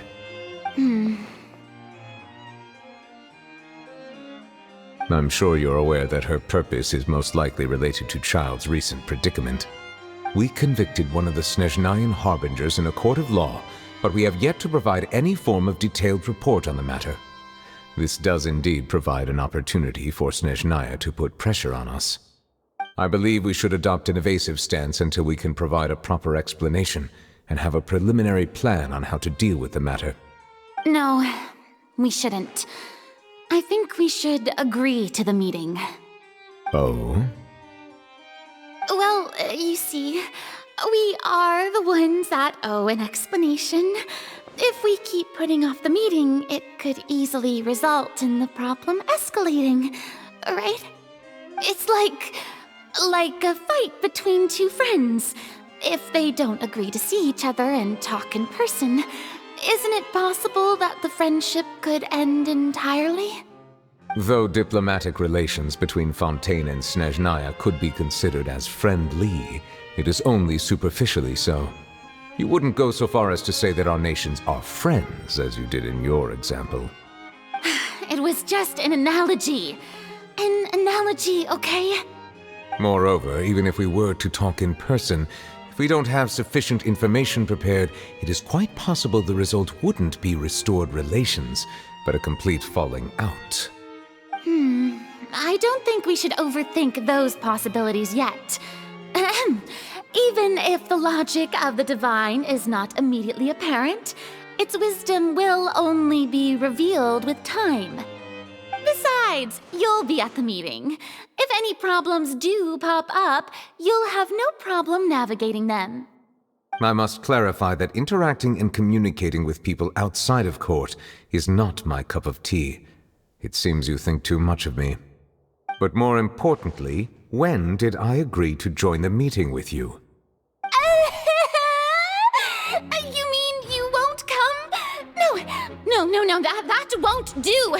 I can't go to the meeting alone. You have to accompany me. I must take you with me. Lady Farina, could there be something else regarding this matter that is being kept from me? No, not at all. Look, I am the Hydro-Archon of Fontaine, Focalor, the god of justice who is loved and adored by many. So I only hope that justice will be served in this matter. Don't overthink it. I'll go find someone to arrange the meeting.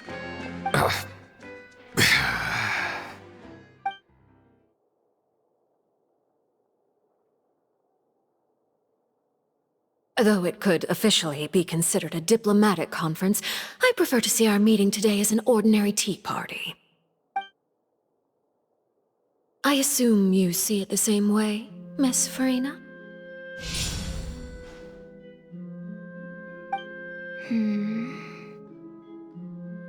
Lady Farina? Yes, that's right. Just like you said, a tea party. I should thank you for providing the pastries. They look delectable. To make this tea party even more lively, I've invited someone else to join us today. It's a pleasure to meet you, Monsieur Neuvillette. I was born in Fontaine, so naturally, there's no need to introduce the nation's revered Eudex to me. Hello. The pleasure is also mine. First, I would like to thank the two of you. I'm often away on business outside of Fontaine, and I'm told that the children of the House of the Hearth have been well taken care of by you. Oh, I'm not referring to when my children, Linny and Lynette, were falsely accused by you. Please don't misunderstand. The children of the House of the Hearth are often misunderstood. Perhaps due to the reputation of the Fatui. There's no getting around that. All I meant to say is that Fontaine has been stable in recent years. The people are well off and the children lead happy, fulfilled lives. That is something truly worth cherishing, and no one wishes to disrupt such peace. Now then, you have come regarding the matter of child, correct? Well, yes. It appears the ever-busy Iudex Neuvillette doesn't wish to waste time with diplomatic pleasantry. Yes, as you surmised, understanding child's situation is indeed one of the goals of this trip. As we are both diplomats from Snezhnaya as well as Fatui Harbingers, Child and I have always been colleagues.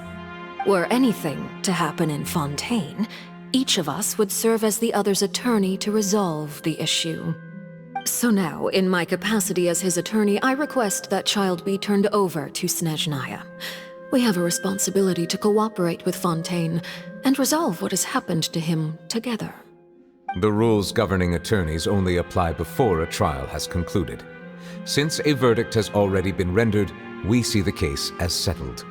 I apologize for being unable to grant your request. An outright refusal. Very well. I respect all the rules of Fontaine's courts, just as I respect you as Chief Justice. Okay, why don't we back up a step? You don't need to transfer Child to us. I only request to enter the fortress of Meripede to see Child and confirm his condition. It's not like you couldn't even manage to fulfill a simple request like that.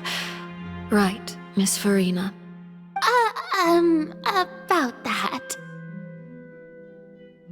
The fortress of Meripede has always been completely autonomous. Even we have no authority to interfere there, and diplomatic issues do not suffice as an excuse. However, if you absolutely must confirm the situation of the Harbinger, I have a proposal.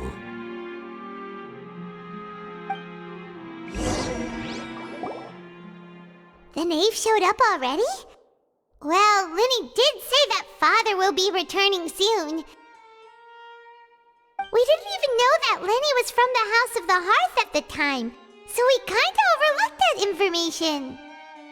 Yes, thank you for your kind advice. I'm well aware of the situation. I also noticed that Lady Farina acts a little odd and unnatural whenever I bring up matters related to the knave. Could the knave be threatening Lady Farina or something? If that were the case, then why wouldn't Lady Farina inform me? And what means could the knave possibly have to twist the arm of an Archon? So maybe that's not very likely. Even though Farina can act a little weird at times, she's still an Archon. In reality, this problem is even more thorny than it appears. According to reports from the fortress of Meripede, Child recently disappeared under mysterious circumstances. The details are still unclear. We cannot rule out an escape, but there have also been no reports of him outside of the fortress of Meripede. Special guards oversee the fortress, and its internal systems are extensive. Combined with the special characteristics of the surrounding terrain, an escape should not be possible. I suspect that there's something else behind Child's disappearance. I was only willing to share this information with you because you are friends of Child, and it is my duty to see justice done. So this is what you wanted to see us about before. Yes. I would like you to go to the fortress of Meripede and investigate Child's disappearance. This was my proposal during our meeting with the knave. Rather than allowing her to intervene, I offered to send someone to find out about Child's situation and report back to her in detail. The knave did not seem satisfied by my proposal, but she still agreed to go along with it for the time being. Her words were, "We will talk more once we have that report." So that means we bought ourselves some time. Firstly, you're already acquainted with Child. Your eyes may discern relevant details there that others would miss. And secondly, is the consideration of the unique nature of the fortress of Meripede. Isn't it just Fontaine's prison? I would not define it so crudely. The Fortress of Meripede is not affiliated with the court system of Fontaine on paper. It has always existed as an autonomous entity. Early in Fontaine's history, criminals were punished with exile, not imprisonment. Even today, sentences against convicted criminals still include exile, just as before. The Fortress of Meripede may seem like a prison, but it should in fact be regarded as a gathering place for exiles.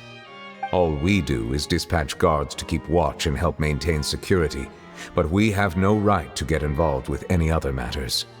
Although I do have a personal relationship with the administrator there, neither myself nor the courts have the right to be directly involved with the investigation, no matter how serious the grounds. Oh, Paimon gets it now. That's why you need us to conduct our own investigation as a third party, right? Correct. I will arrange false charges against you so that you may secretly investigate inside the fortress during your detention. This will save us a lot of unnecessary trouble. So, are you two willing to accept my proposal? Yeah, no matter how you look at it, it seems we're the best choice. Alright, we hereby accept this difficult task. Reluctantly. You two have my sincere thanks. This matter is of critical importance to Fontaine's current situation. Also, I hope that both of you can keep this operation a secret. We will rendezvous at the Fortress of Meripede's entrance on Erinius once you've prepared yourselves. I will arrange for someone to take you inside. Prepared ourselves? Is there something we need to prepare? Perhaps you could enjoy a good meal and have a nice bath. I'm afraid that living conditions inside the fortress are nothing like those on the outside world. Oh, right! Even though we'll be there on trumped-up charges, we'll be in prison for real. On second thought, is it too late to back out? Please do not worry. Since you are sacrificing both your time and quality of life for the sake of delivering this report, you will be compensated according to the highest standards permitted to legal staff, regardless of the outcome. Now that's more like it! Come on, traveler, let's go eat the best meal we can find! We'll eat so much that we won't need to eat another meal for a whole month! Your treat! Are you leaving now?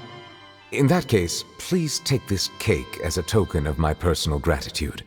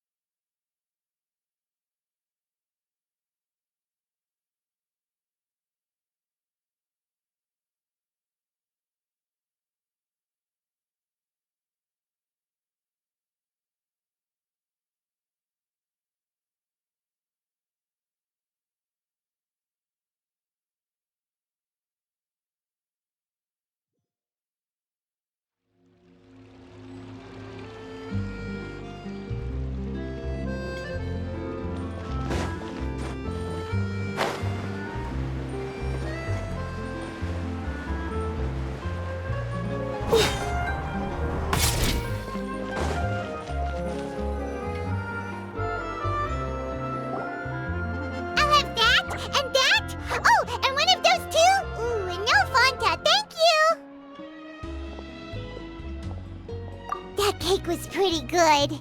But as soon as Paimon remembered that we were about to go to prison, Paimon's stomach suddenly became completely empty. Now that Paimon thinks about it, we've always been super careful ever since we arrived in Fontaine, just to avoid breaking any strange laws here. But here we are, about to willingly send ourselves off to the Fortress of Meripede. Maybe this is what they call fate. Let's just try our best to investigate everything quickly once we get there. Paimon doesn't want to stay in prison too long.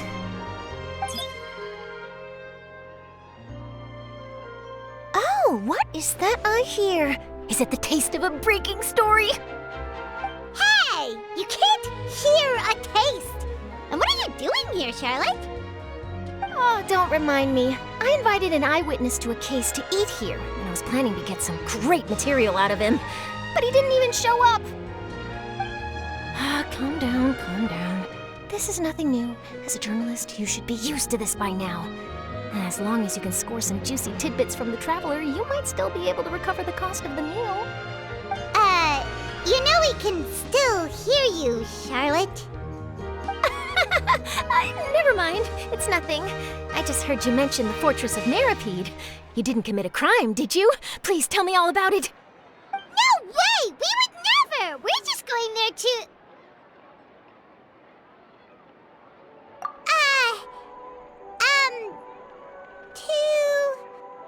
Oh no, Paimon almost forgot that Neuvillette told us to keep it a secret! Huh? You're being arrested for that? Oh, but now that I think about it, I suppose that's not completely unreasonable. That's pretty despicable, almost as offensive as committing theft. You mean Paimon really did something that serious? Sorry, Paimon really messed up. Well, in that case, it's nothing particularly newsworthy after all. Oh, how disappointing. Oh, right, there's still a chance. Since you're going to be at the Fortress of Naripede, would you be willing to help me gather some material for a story? About that, Paimon doesn't think we'll have any time. Oh, it's nothing difficult. All you have to do is think of a way to get some time face-to-face with the warden of the fortress. He was awarded the honorary title of Duke in Fontaine. Sounds really cool, huh? Only those who have made significant contributions to the nation have been conferred this title. It's incredibly rare. On top of that, the Fortress of Naripede has never been under the jurisdiction of the courts.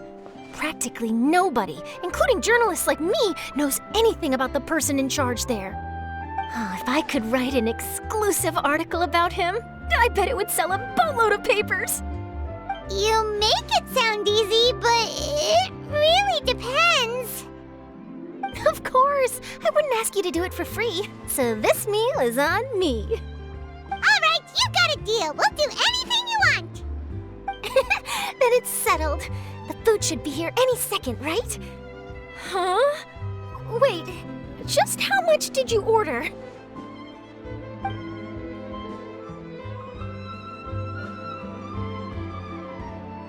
Oh, Paimon's so full. Well, guess we have nothing to regret now, so let's get going.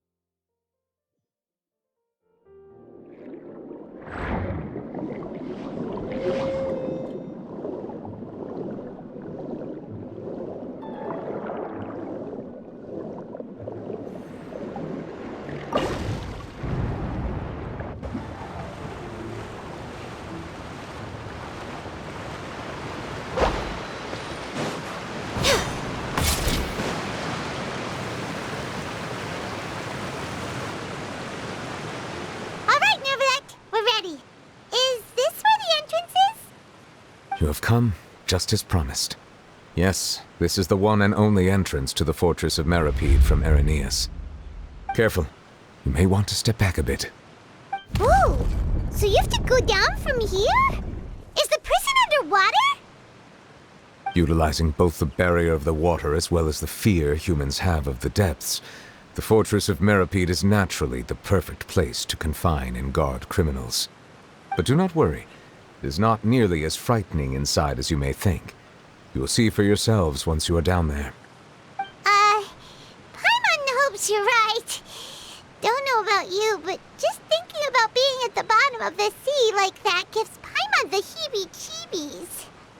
Oh, and there's one more thing. I mentioned that I have had personal dealings with the administrator of the fortress, Writhsley. He's a very shrewd fellow. Yeah, we heard about him too. He's that Duke, right? Correct. He is the highest-ranking manager of the underwater prison. Even though you are going there to investigate at my behest, it would behoove you to avoid any confrontation with him or any of his subordinates. The Duke rarely ever leaves the fortress of Meripede, but that does not mean he is not privy to all that is happening inside and outside the fortress. He is quiet, but not unaware, so please bear that in mind. All right, it's about all the time that we have to talk privately. I'm counting on you two. Don't worry, we won't let you down. Good. Madeline! I'm here, Monsieur Nervalet. These two are the newest convicts, I presume? Don't worry, they won't escape on my watch. Like we would try. Please follow me, you two. I'll process your paperwork for entering the fortress of Meripede.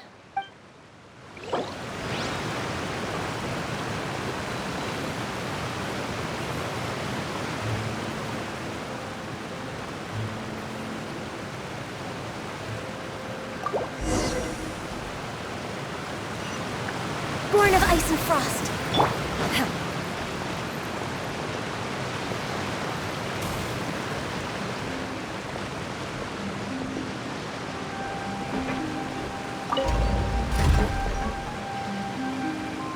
Manifest!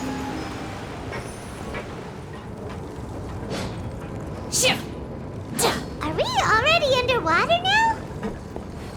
Huh.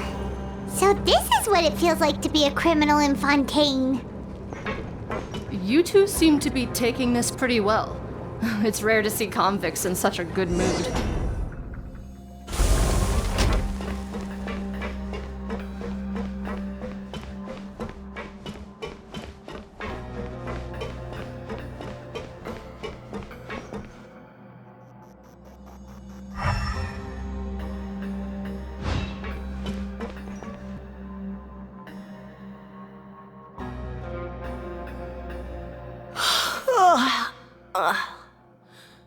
Oh, it's you, Madeline.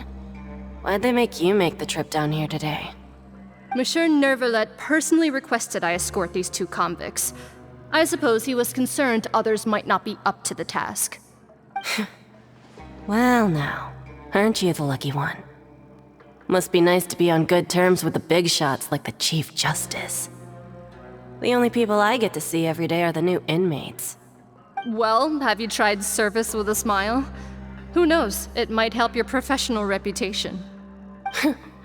Yeah, right. As if. Every criminal comes through here looking miserable. How can I smile with such a toxic work environment? And even if I did smile at them, the convicts would probably just think that I'm some freak getting some kind of twisted enjoyment from their pain. Oh, she's got a point.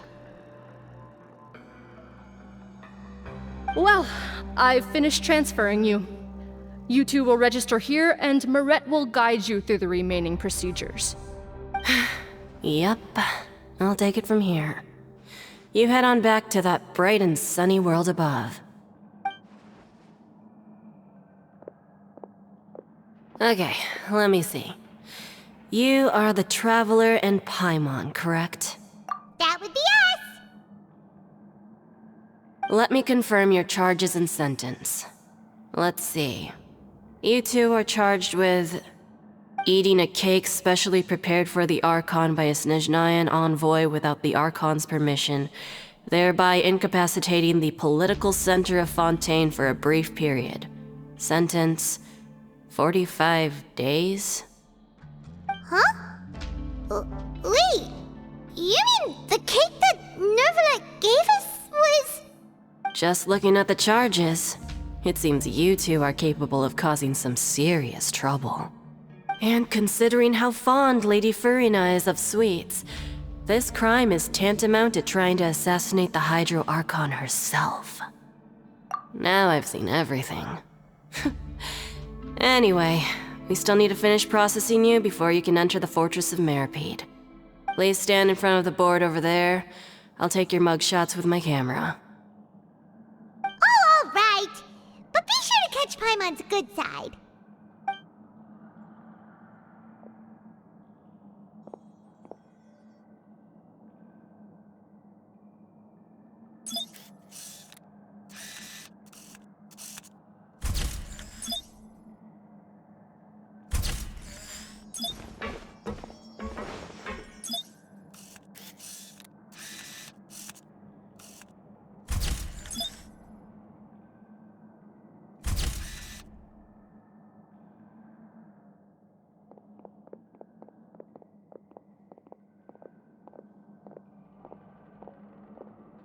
And we're done. Thank you for your cooperation. Next, someone will be along to guide you inside the fortress. Please be sure to cherish this opportunity for rebirth.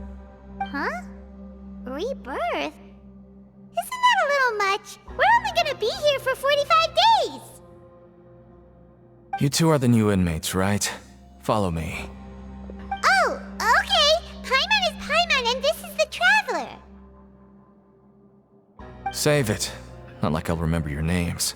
Move it.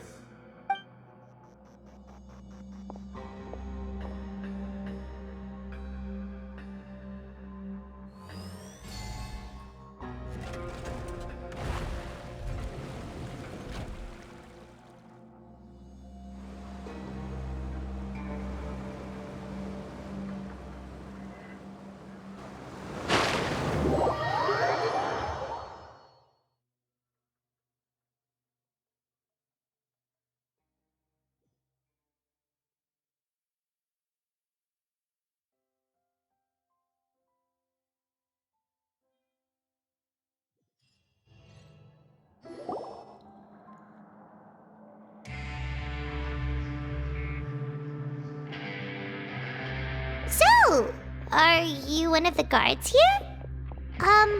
Is there anything we should be careful of while we're here?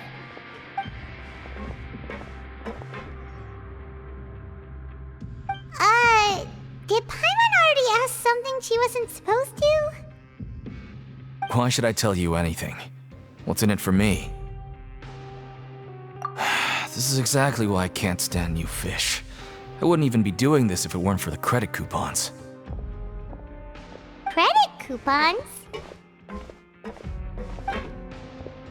Alright, seeing as you're not the annoying kind that's getting dragged in here crying and blubbering, I guess I can tell you a few things. But next time, it'll cost you some coupons. Mora means nothing here. Here, we use credit coupons. Coupons can get you almost anything in the Fortress of Meripede. Desires? Fulfilled. You want power? No problem. Coupons can even change fate itself. So, credit coupons are a currency that can only be used here? It's not as simple as that. Like Moret said, everyone gets a chance at rebirth. No matter how much money or power you had before, it means nothing once you set foot inside the Fortress of Meripede. You have to start over and earn your coupons. Everyone starts from the same place, and you have a chance at a new, less terrible life. I guess that's the real purpose of the coupons. They symbolize true fairness and true justice. And this is also exactly why so many criminals choose not to return to the outside world, even after they've served their sentence. Oh, so that's what the Fortress of Meripede is like. Huh. Paimon was under the impression that it'd be more like a prison. It certainly ain't all sunshine and roses here, but it's also not the worst place to be. You'd better take a good look at the scenery now. It'll be the last chance you get for a while. After being away from the sunlight for so long, even the terrifying depths of the sea start to feel like home. It just stops feeling oppressive, you know? Oh, I'm actually an inmate like you two. Welcoming newcomers is a job I've picked up to earn some extra coupons.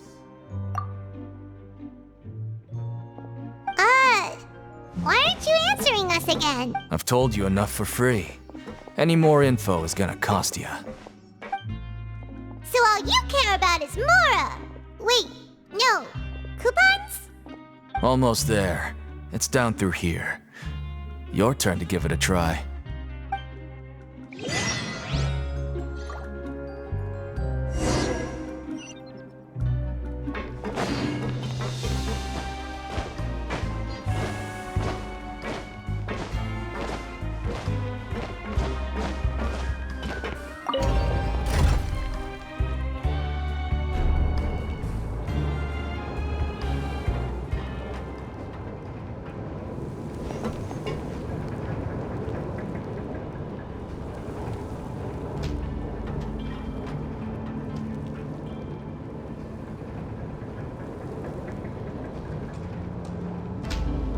So, we're going even deeper now? Just how deep down are we? It's like a metaphor for your previous life, isn't it? Our lives weren't that bad.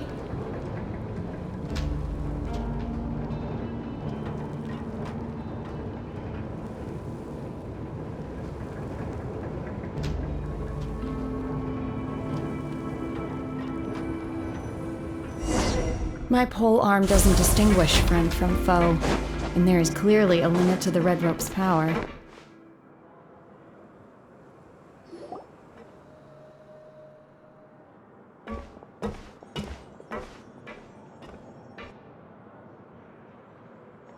So this is the actual entrance to the Fortress of Meribed? Huh. It looks like there are other new arrivals, too. Oh, they sure don't look happy. Maybe we look too relaxed for fresh convicts. Oh, right. We're on someone else's territory now. We need to think of a good way to act like criminals to get by. If we're discovered, even Neuvillette might not be able to rescue us. Hey! Don't scare Paimon! Oh, Paimon's not ready for all this! Look, I don't really know you, and I have no idea what kind of crime you committed, but... You wouldn't have happened to anger someone important, did you? Someone important? Paimon doesn't think so. Wait, why are you suddenly trying to talk to us now? Now's not the time to worry about that. Anyway, it's over there, so... You just go on over there by yourselves. I've done my job, so... Good luck. What was that all about?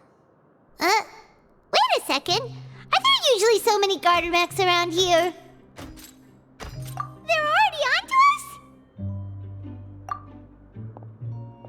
Prisoners numbers 7459 and 7560. Welcome. Oh, no need to be anxious. These Gardamex aren't here to attack you. In fact, they're here as your honor guard. When I heard that you were friends of Monsieur Neuvillette, I had the Gardamex come and wait in formation. Wait, you know about our connection with Neuvillette? The seafloor isn't as cut off from the world as you might imagine. However, I'm afraid that I know nothing more than that you are friends of the Udex.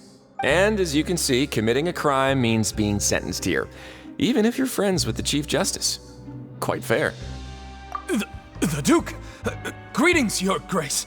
Lovely weather Oh, greetings, my good fellow.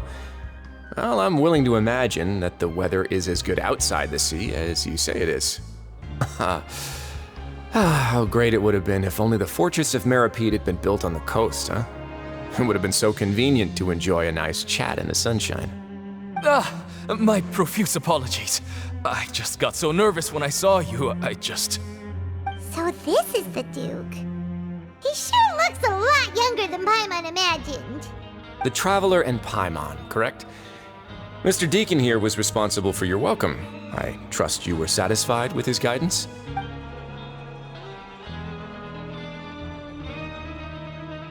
Outstanding! Well, Deacon, I recall we discussed fate during our last work meeting, I believe that when you return to your bunk, you'll find the guards have issued some extra credit coupons. Oh, thank you. Thank you, Your Grace. Oh, and you too. I can't... Well, I believe that concludes the introductions. We've already taken enough time here. Deacon, if... Yes, Your Grace. I'll take my leave now.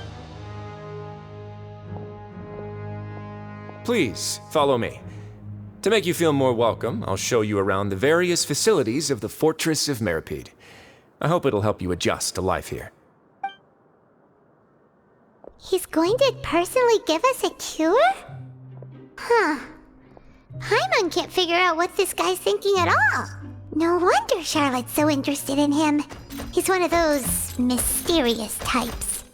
Alright, let's keep up with him.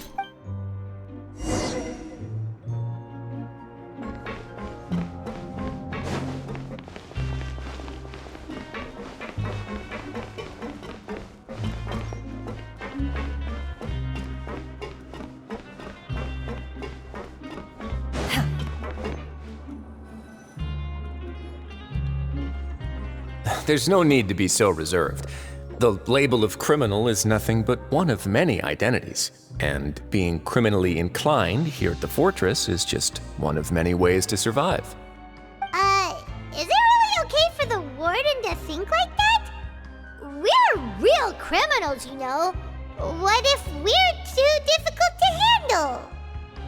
Well, then maybe you'll be able to carve out a name and a place for yourselves in this underwater world, But before you go in swinging, please remember that in the Fortress of Meripede, it's better to not cause trouble for yourself or for the guards.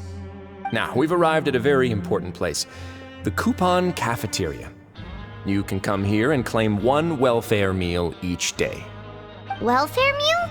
You mean it doesn't cost anything? That's right. Criminals are essential to Fortress operations, so we must guarantee that they at least have the basic means to survive. But that's not how it was. Back in the day, it cost you reward coupons just to get a cup of water here. For fish like you who just arrived with nothing, you'd have to go to work hungry until you earned enough coupons to eat. It was only after His Grace became the administrator that we got the free meal rule. Now everyone gets a square meal every day, even no-good slackers who've never picked up a wrench in their whole lives. Nobody starves to death here. In the Fortress of Meripede, credit coupons are the only currency, and everything must be purchased. In some sense, you could say using the coupons is a form of trade. But trade is always conducted by people. So if we want trade here to prosper, we need everyone to work hard and live their lives. If nobody could even afford a meal, then the whole fortress would be up in arms. And that would only make things more difficult for me. So, rather than saying that we're giving everyone a free meal here, you should say that everyone's hard work has improved the living conditions in the Fortress of Meripede. Your Grace's reasoning is correct, but what I said is also true. Whatever the case, hard work is rewarded here. You'd be hard-pressed to find anywhere else as fair and reasonable. Right! Paimon sees your point. By that logic, this place doesn't seem so bad after all. Oh, wait, no. We shouldn't drop our guard so quickly. But it seems the inmates really respect the Duke because of his attitude, right? We should still try to verify the truth with our own eyes. Let's continue this way.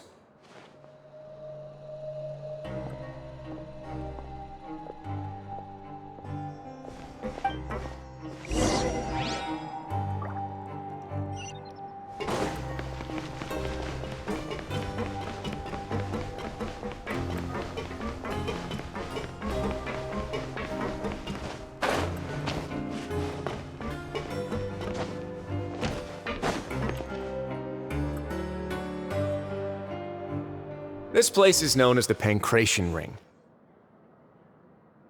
Sometimes we have criminals who have more energy than they know what to do with. Their daily work alone isn't enough of an outlet for them. So, instead of leaving them to their own devices, we've provided them with this dedicated venue.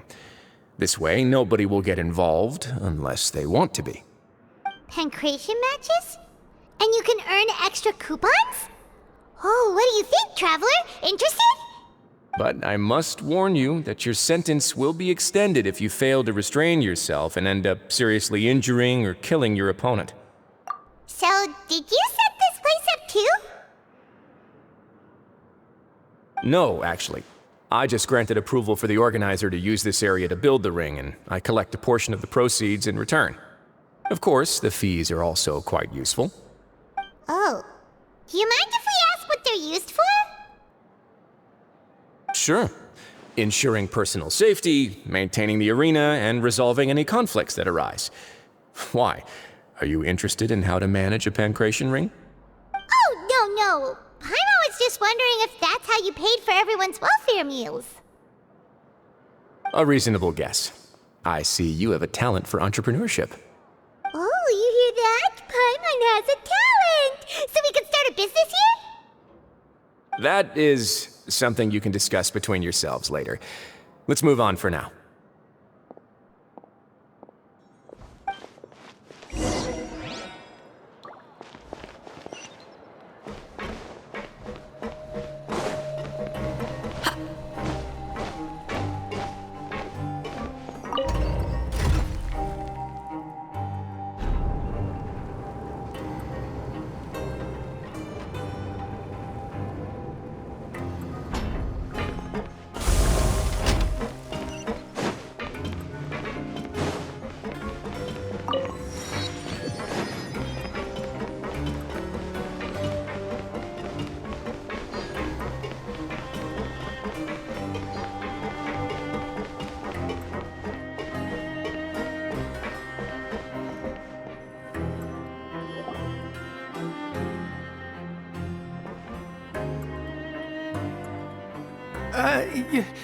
Your Grace. Good morning. What time indeed? Time waits for no one, so it's best to keep an eye on it. My apologies, Your Grace.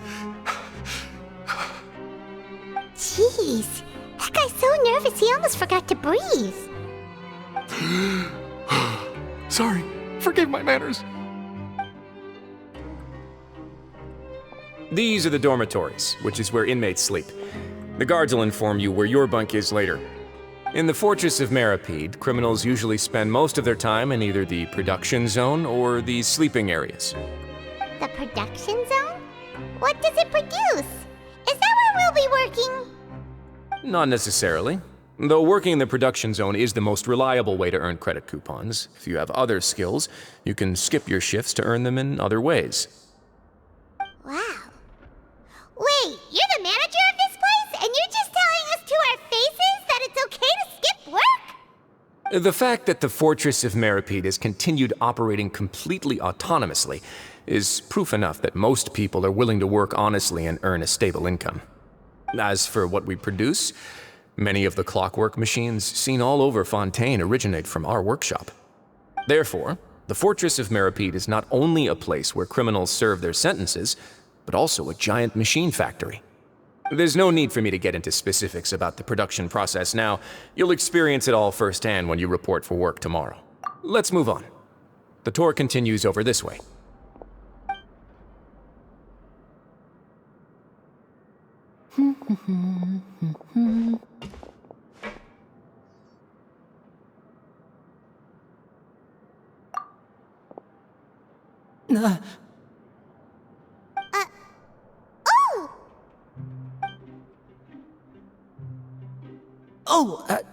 You really scared me there. I didn't expect to see you here, Your Grace. I thought maybe I was so tired from work that I was starting to see things.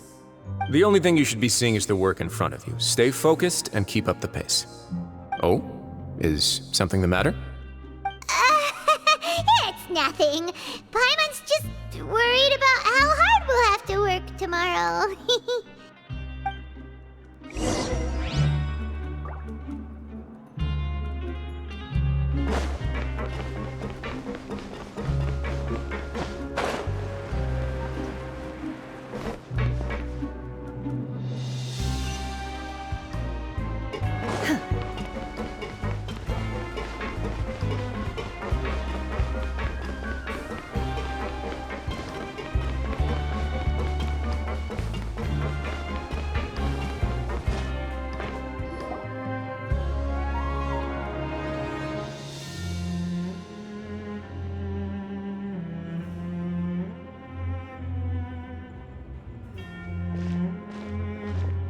Grace? What are you doing in the infirmary at a time like this? Oh no, you didn't injure yourself, did you? Not yet, unfortunately for you. But thank you for your concern, Sigewin. Oh, then you must be here for those two. Allow me to introduce you. This is the infirmary, and Sigewin here is the Fortress of Meripede's head nurse. Hello, new faces. They call me the head nurse, but I actually handle all the nurse-related work all by myself down here. Since you seem to have some rare downtime with no patients, perhaps you could find the time to join us for dinner? Oh, then these two must be some important convicts. Sure, I'll join the welcome party. Thank you. Your presence will be the pièce de résistance for today's tour. Oh, so the tour part is over now? I believe I've already covered the primary aspects of life here in the fortress. As for your work, there'll be someone else to guide you through the details. Is there anything else? I seldom conduct tours, so why don't you just ask if you have any questions? Well, this is our first time here. Paimon's not sure what to ask. Then let's head back to the coupon cafeteria. Maybe a meal will help you think up some questions.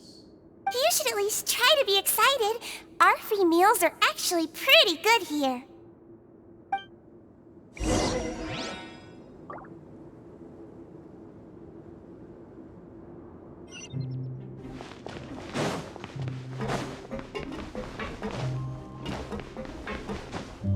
Kids these days, you just can't rely.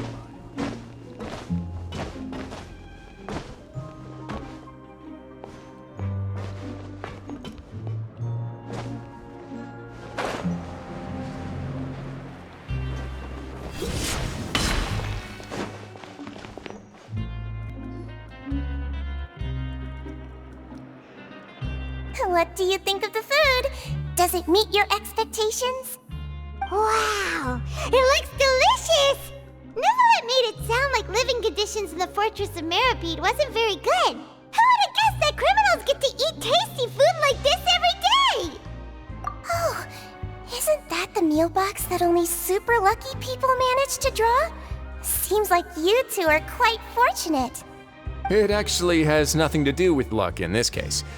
I had a word with Walsey, so you didn't have to draw lots like everyone else. Oh, you mean the meals are random? Yes, what you get to eat depends completely on your luck. You could say that it's a distasteful little game that Chef Walsey likes to play here in the cafeteria. Paimon knew it! If criminals got to eat tasty food like this every meal, the crime rate in Fontaine would skyrocket for sure! Excuse me, did I hear you mention Nervylette just now? I've been wondering how he's doing. Is he busy with work? Has he been taking care of his health? He seems healthy no matter how you look at him, but he works so hard all the time, so it must be really tiring. It sounds like he hasn't changed a bit. Looks like you can stop worrying so much, Sigewin. Oh, that's good. But I still feel like it's been too long since I've heard any news about him. No news is good news. Maybe next time I've got something to discuss with him, I can invite you to accompany us. But isn't the Fortress of Meropide independent from Fontaine's court system? What do you two have to discuss? Well, we provide all kinds of mechanical products for official use, and some essential goods have to be obtained from the overworld, so we naturally have to stay in touch about this and that. Monsieur Nervylette's character is unimpeachable. No matter the question, you can discuss it openly and freely with him. Talking with him feels quite effortless. In light of that, I am quite willing to go out of my way to show respect and accommodate him. In fact, right now, I'm treating you two as guests invited by Monsieur Nervylette. But unfortunately, I can only do so until the end of this meal. After this, you two will just be inmates here.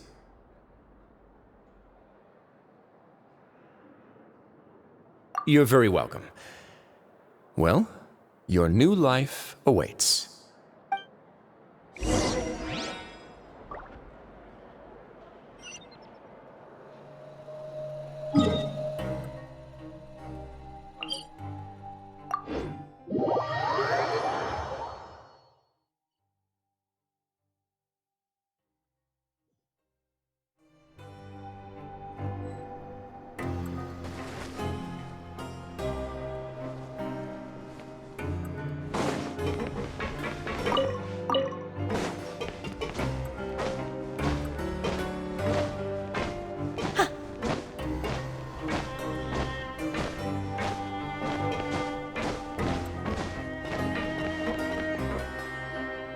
The Traveler and Paimon, right?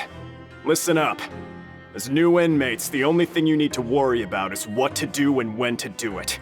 Don't make any extra trouble for yourself. Your bunks are right over there. Follow me.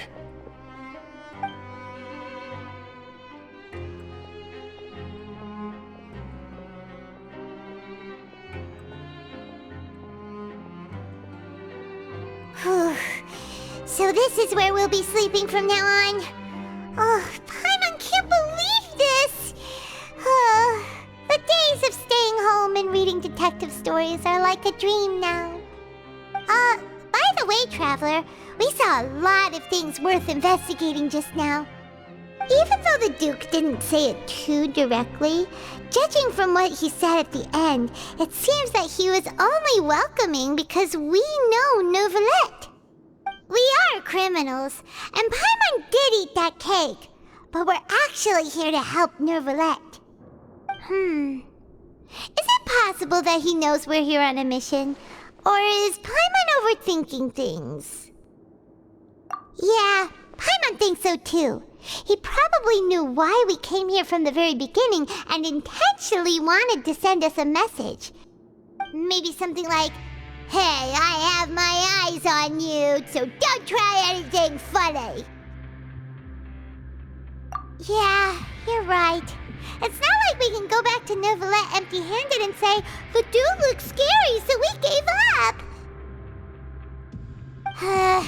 And besides, the Duke said that he was willing to go out of his way to show respect for Neuvillette, right? So, we at least need to try. But, you mean... Yeah, that's what Paimon was thinking too! Paimon almost spilled the beans when we ran into him. Fortunately, based on his attitude, it looks like the Duke sees Linny as just another inmate. We worked so hard to help clear Linny and Lynette's names, and yet we turn around and bam! He's in prison anyway! Oh, right! Linny and Lynette are from the House of the Hearth. They work for the Knave, so they could be here to investigate too! Huh? Oh, it's a card! Paimon didn't notice it earlier.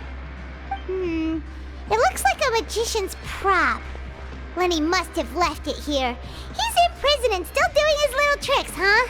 Let Paimon have a look. It was nice to bump into you again. Let's catch up in the production zone tomorrow. What in the world? It's written like he's greeting a buddy on the street. Paimon thought he'd write something important. If you say so. We can ask him what's going on tomorrow. Let's get some rest now.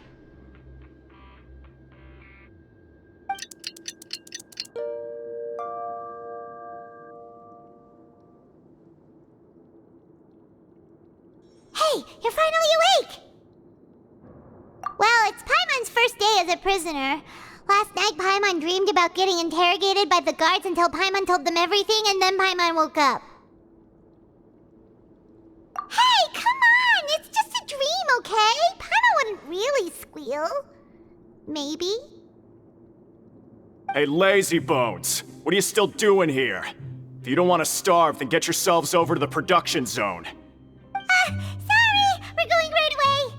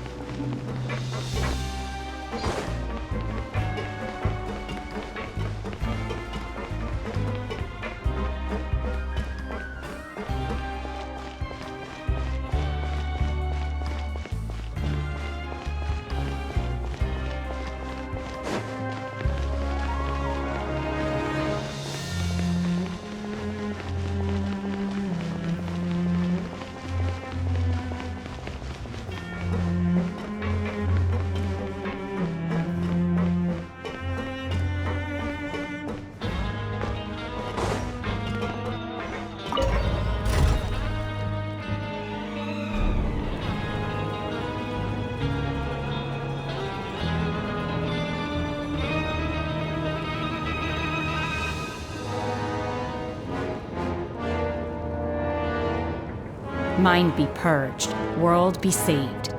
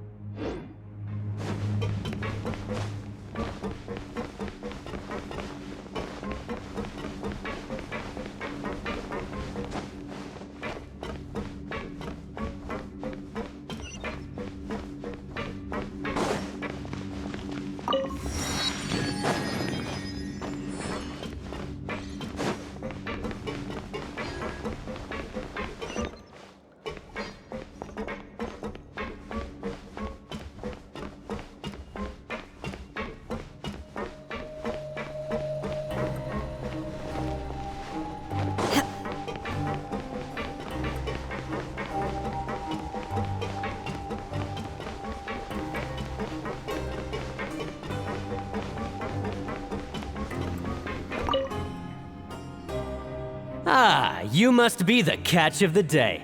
Looks like you've got some luck getting assigned this space. Yep, we just arrived yesterday and... Don't interrupt me when I'm speaking! Yes, sir. Listen carefully to my instructions. I don't want any mishaps. Every machine here is worth more than the both of you. Working around these machines can be very dangerous. Do your job well, and you can eat in the cafeteria after your shift. Get sloppy, and you dine in the infirmary. Anyway, the Fortress of Meropide doesn't want to lose a single one of its machines. And it also doesn't want to waste the production potential of any inmate. You got that? Got it! Your job is to use the machine over there to process widgets. Watch carefully, and make sure you step on the pedal at the right time. If the machine gets jammed, then give it a little maintenance with your fist. Here, take this. Bring me the process widgets, and I'll give you some credit coupons in exchange. Once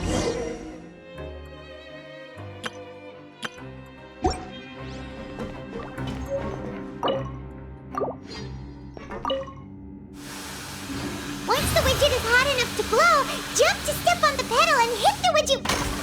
So if the machine gets jammed, you just need to attack it to fix the problem.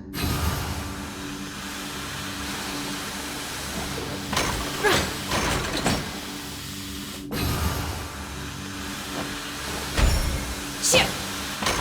Shit!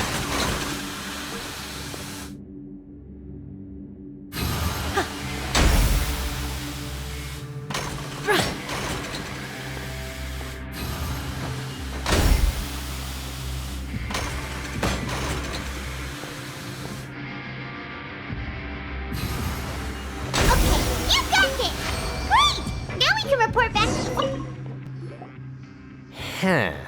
This one is tolerable. Though since the processing is done by machine, the product is all pretty much the same anyway. Alright, I'll pass you for now. And we'll count up how many credit coupons you've earned.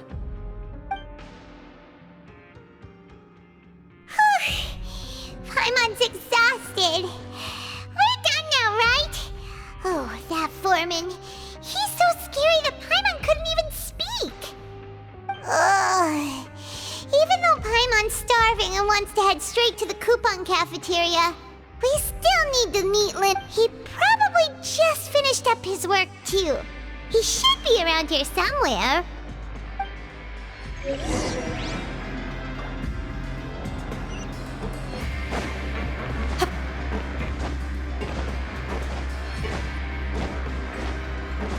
Lenny?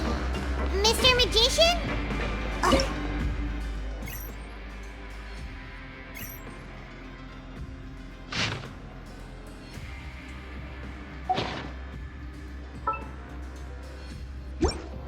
The assumption that every person has somewhere to call home. He doesn't seem to be around here. Let's try looking somewhere else.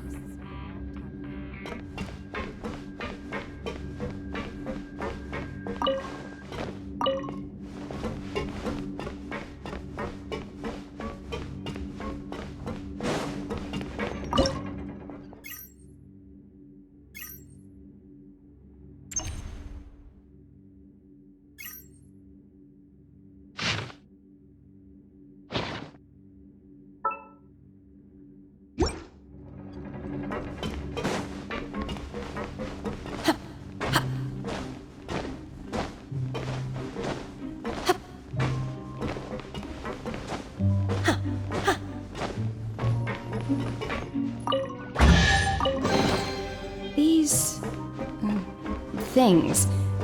What are they used for?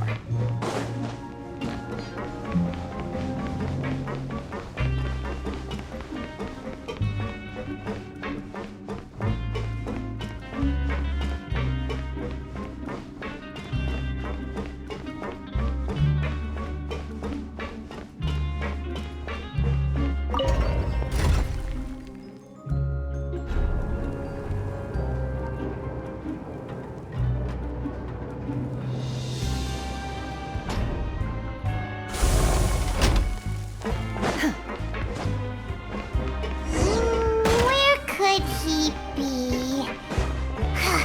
Did he decide to slack off and sleep the day away?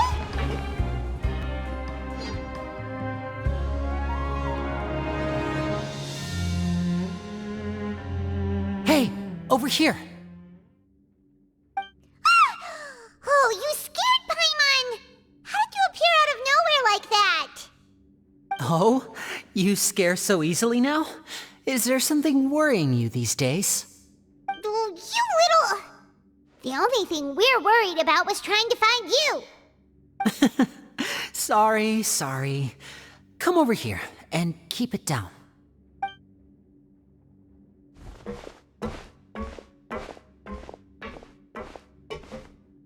Oh, Lynette! You're here too! You two really are inseparable. That's right. My brother simply can't stand to be away from me. It's not just Lynette. Fremine is also here. Do you still remember him?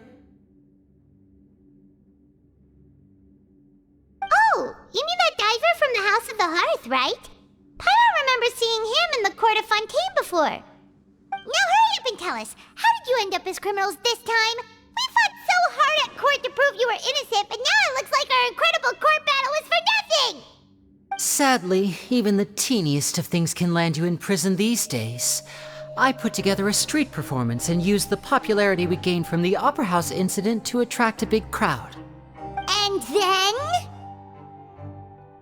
Next, I invited several audience members to participate in the show.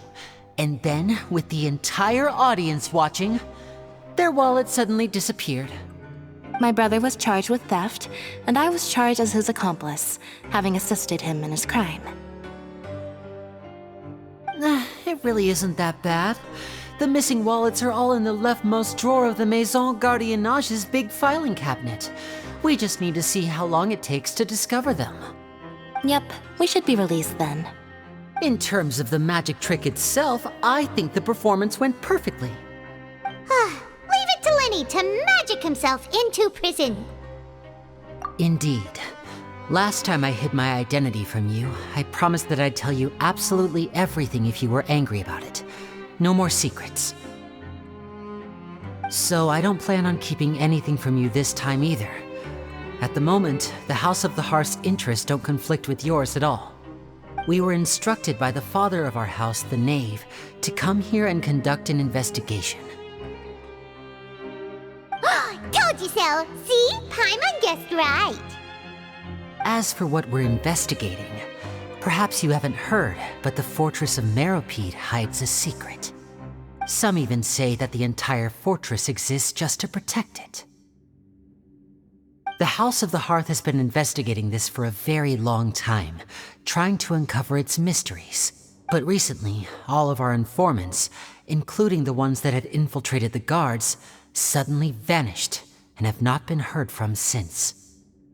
We believe that this is a direct provocation. Father has somehow managed to confirm that Focalors does not have Fontaine's gnosis. Huh? How did she manage to learn information that important? Father has her ways. Many of them are beyond our imagination, and we've never had the chance to see her at work. But we trust her conclusions. It was this information that led us to suspect that Fontaine's gnosis might be in the fortress of Meropide and is related to that secret. So it's all about the gnosis again. Well, that's about it from our side. How about you two? Did Monsieur Nervulette send you here? Bingo! The Knave has been applying a lot of pressure. She wants to know what happened to Child, so we came here to investigate. Traveler, are we allowed to tell them? You don't need to worry too much about that. She's just asking for a report on Master Child's predicament as a means of pressuring you. Father used this situation as a pretext to negotiate with two high-ranking officials in the court of Fontaine. She actually just wants to be able to make concessions on this matter for gains elsewhere, almost like a bargaining chip. Sometimes you need an excuse to do things you otherwise couldn't. And a harbinger is more valuable than you might imagine. Of course, it's not a complete farce. If we do manage to find out what happened to Master Child too, then diplomatic relations with Fontaine could improve, and Snezhnaya might even be able to adjust its stance a bit. Is it just Paimon, or does it feel like we're the only ones who actually care about Child's situation? The relationship between the Harbingers must be as bad as ever. I wouldn't go that far. Father just has different standards than we do when it comes to what can be sacrificed for an advantage.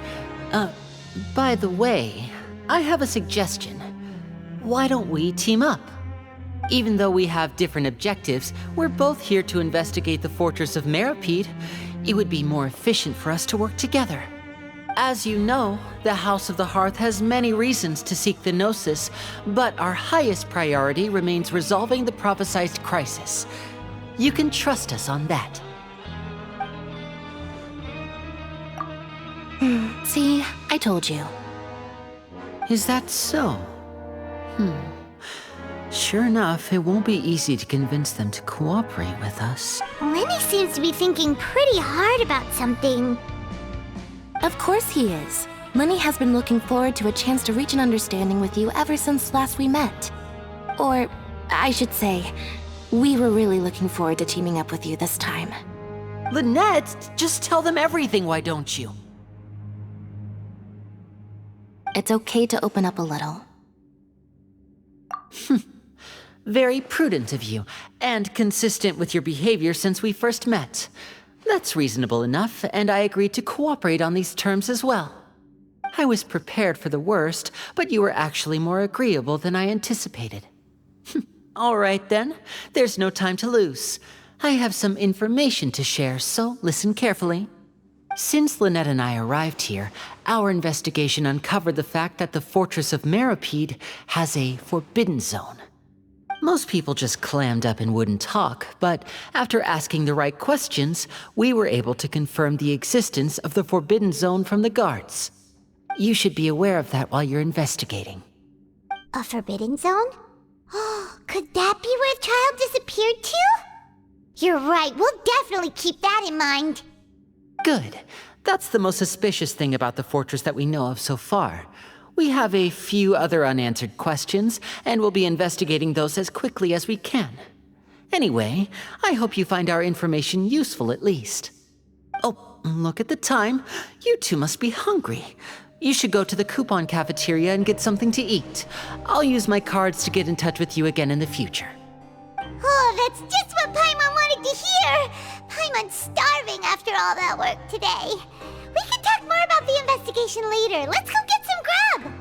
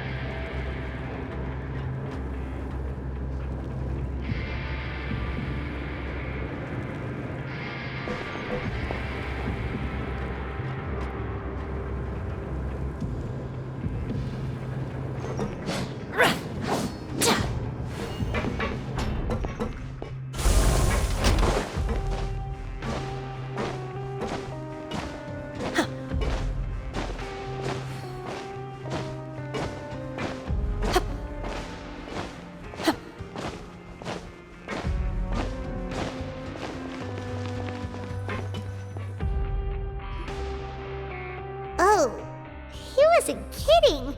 Today's meal is nowhere near as good as last time. Oh, who knows how long it'll be until we're lucky enough to get that super tasty meal again. Forget about it then. We'll just deal with the regular food for the time being. Let's just get out of here as soon as possible. But life here doesn't seem all that bad. Other than the foreman being kinda mean and the work being pretty tiring. You think so, mate? If I had a coupon for every fish who said that. Seems you fishies still haven't learned your lessons from your life up on the surface. If you take things at face value, then by the time you reach a dead end, you won't even know how you ended up on that road in the first place. I like your attitude. I can, let you in on a little something. Everyone's been telling you to just follow the rules and not cause any trouble for yourself. Am I right? But what they don't tell you is that the rules aren't exactly what they pretend to be. The rules for being a prisoner. The truth is, this place has a lot of hidden rules. Huh? Hidden rules? What do you mean? Not everyone knows about those rules, but whether you know them or not, once you break one, you might encounter something even worse than death. Really? Oh, now you're really scaring poor Paimon. Don't joke around like that! Of course. And I'd say that just disappearing would be one of the better outcomes. Oh, you mean that if there really are hidden rules, then Child's disappearance might have something to do with that? In that case, would you tell us some hidden rules? We definitely want to avoid breaking them. Come on, mate. This is valuable information.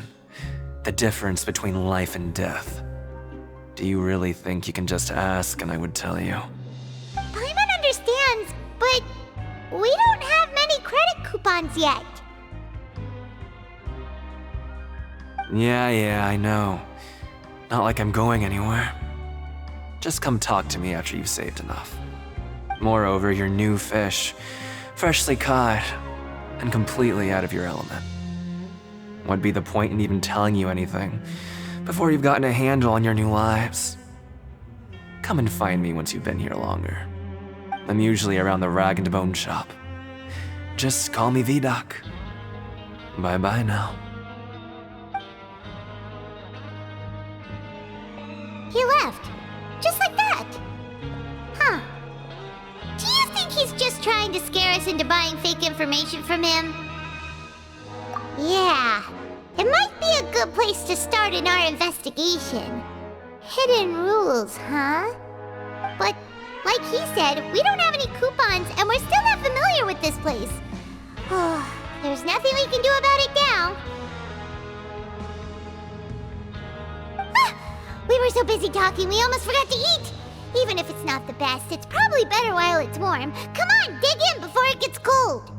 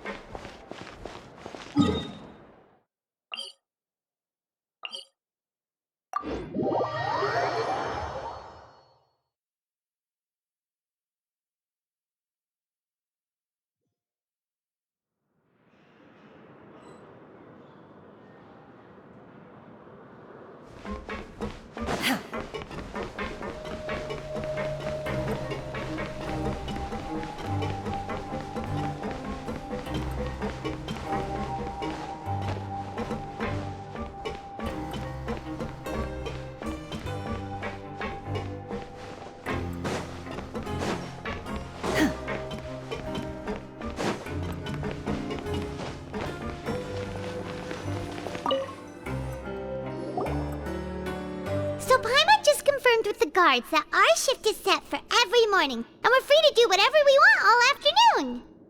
But it seems like most of the other inmates choose to continue working through the afternoon to earn more credit coupons. Oh, and they also said that you can use coupons to skip work in the morning and free up your time. They weren't kidding. Credit coupons really can be used to do anything here. Paimon's... Nighty-night, traveler.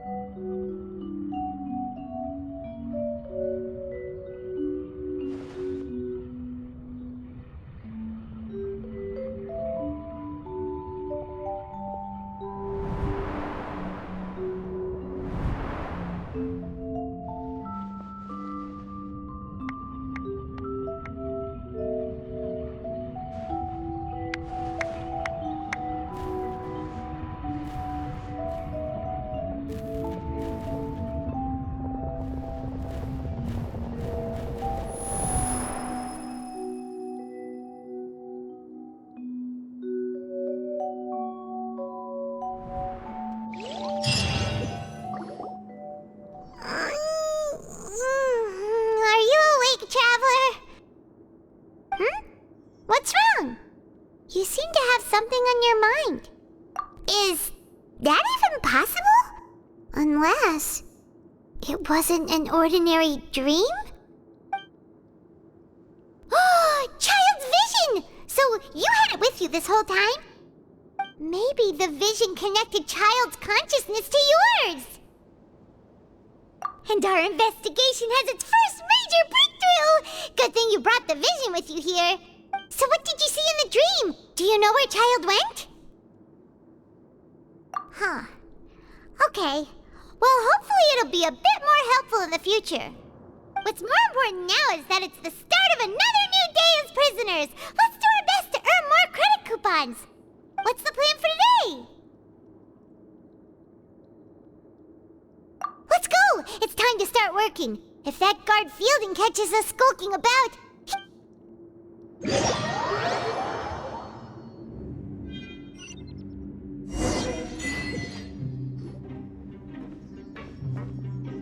Look who decided to show up! Get your butts in gear and get to work. Time's a-wasting. Good, here you go.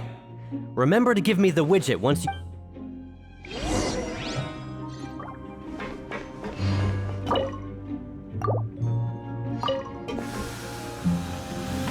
Shit!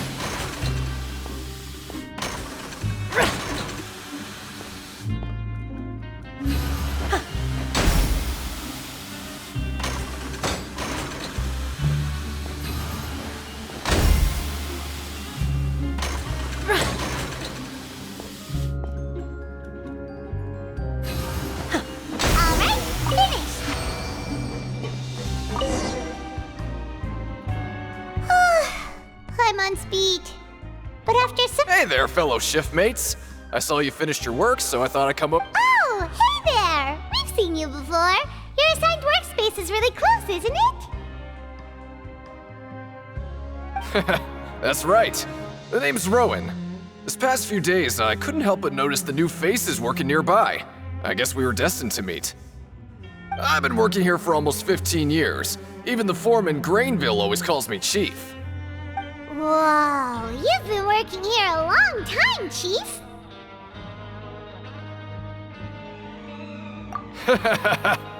If there's anything you'd like to know, just ask me. I know the work here in the production zone better than the back of my hand. All right, Chief. We'll be sure to come to you first.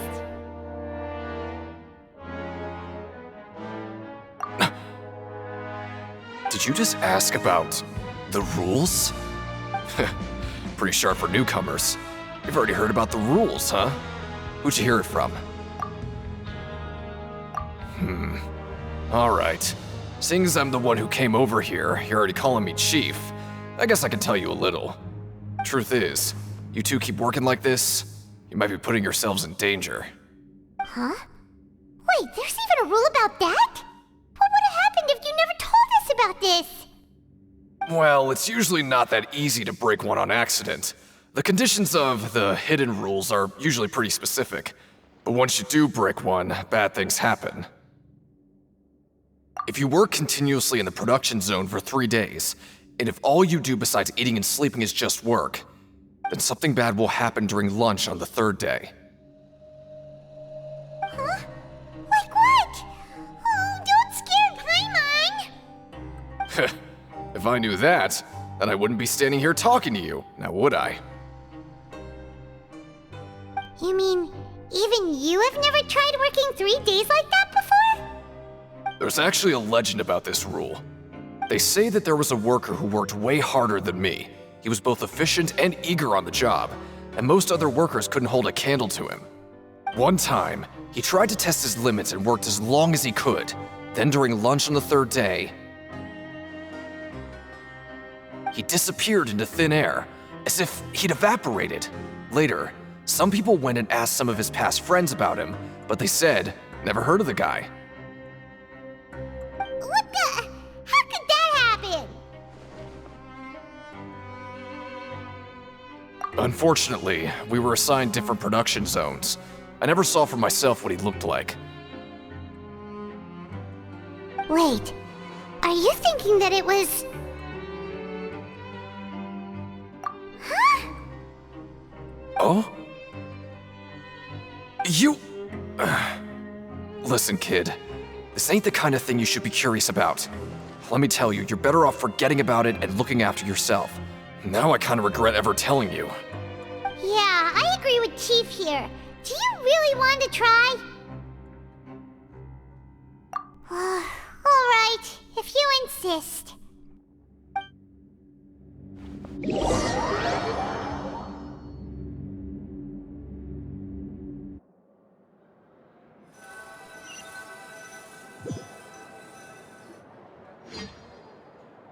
Oh, just a regular meal set.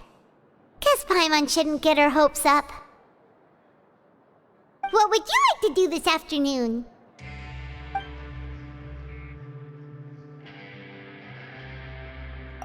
Sure! If we're not going to work, then let's kill some time at the pit.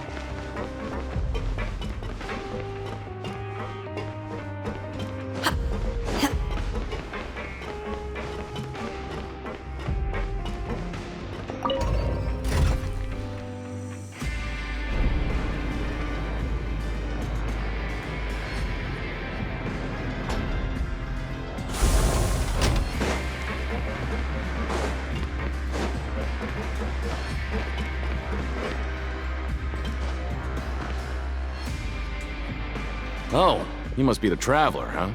Sorry, mate, but competitors as strong as you are prohibited from participating. I don't make the rules, mind you, but I was given very specific... Even convicts value their lives, don't they? I hope you can understand. But we have a game here that'll let you show off your strength, and you'll even earn some credit coupons in the process. What do you think? Interested? And if we lose the game, will it cost us credit coupons? Of course. That's the cruel reality facing every competitor in a place like the Pancration Ring.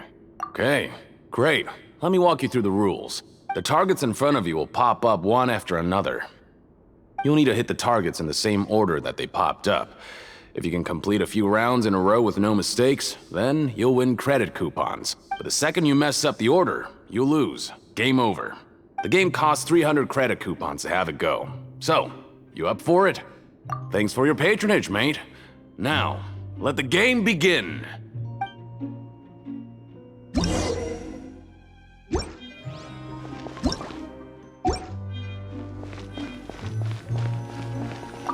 Okay, do your best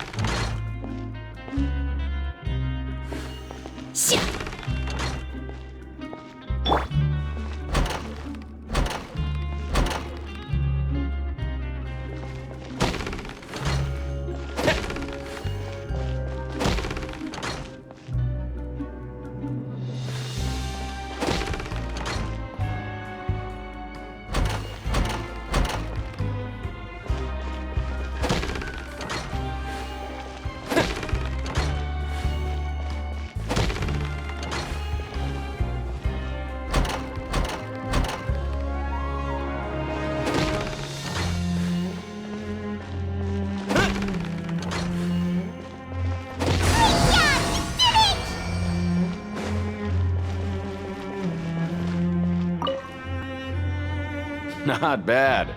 Not bad at all. Here, the coupons you won. Be sure not to lose them.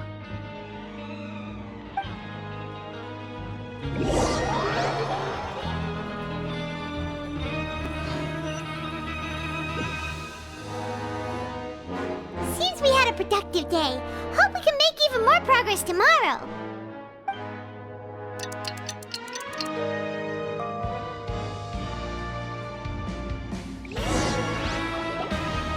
Oh, Paimon doesn't want to get up.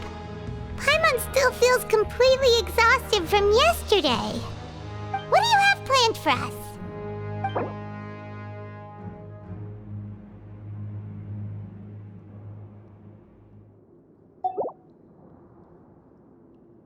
But Paimon really hopes the foreman will be in a better mood today.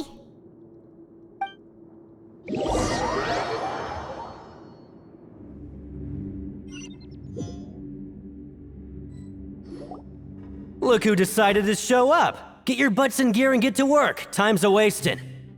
Oh? What's with suddenly wanting to work so hard? Sure. Let's just say we really want to test our limits.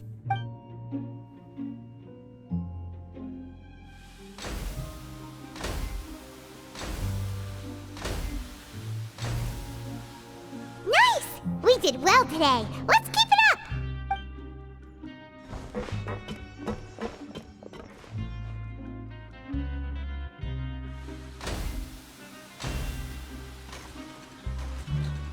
Ooh, Paimon's had it. Who knew that processing these widgets would be so tiring?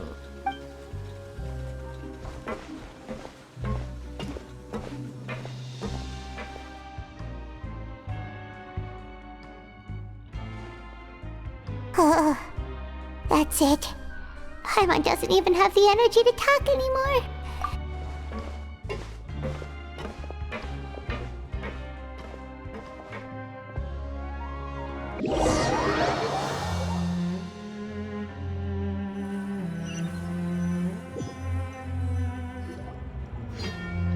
Oh, Paimon's exhausted.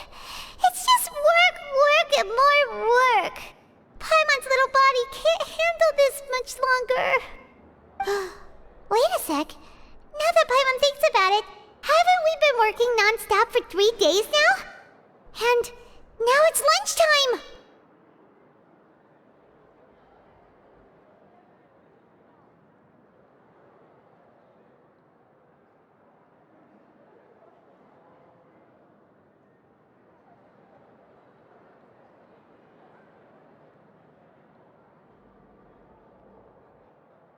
Oh, Paimon feels a shiver going down her spine. What's going to happen?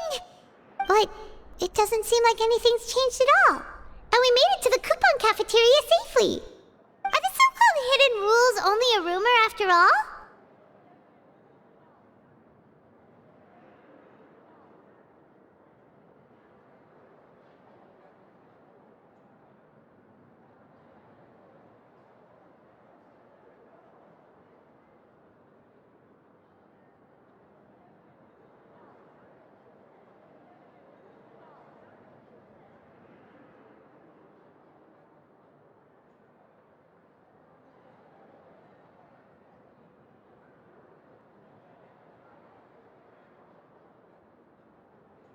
Well, there's no use to just guessing all day. Paimon's stomach has been grumbling the whole time. Let's just eat already!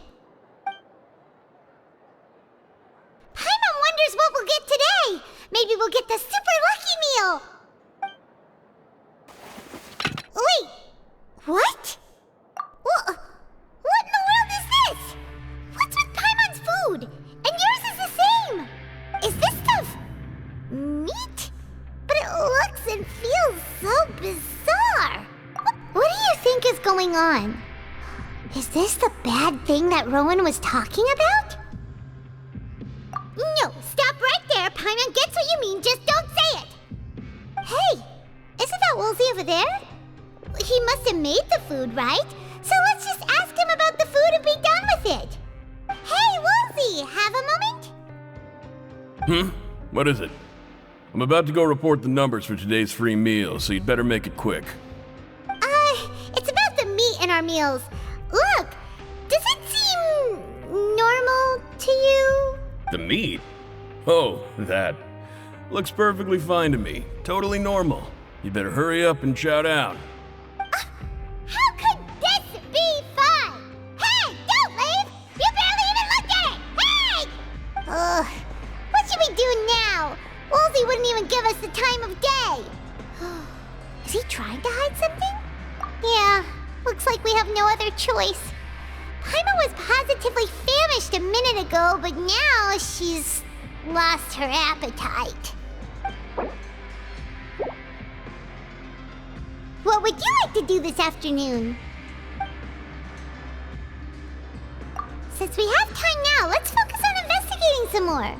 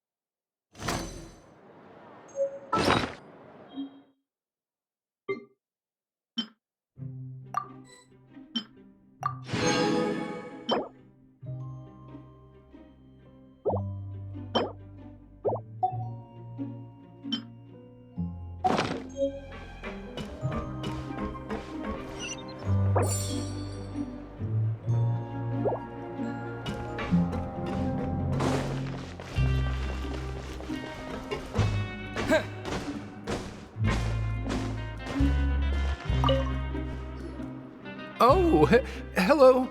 You two are the ones who were with His Grace. No need to be so nervous.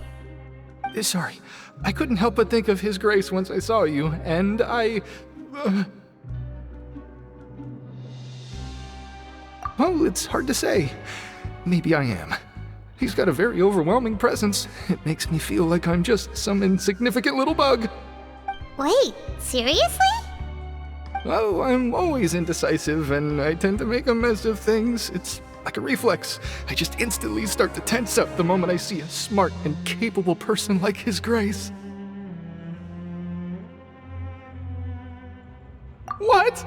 Please, don't say anything like that out loud. How could you possibly think something like that?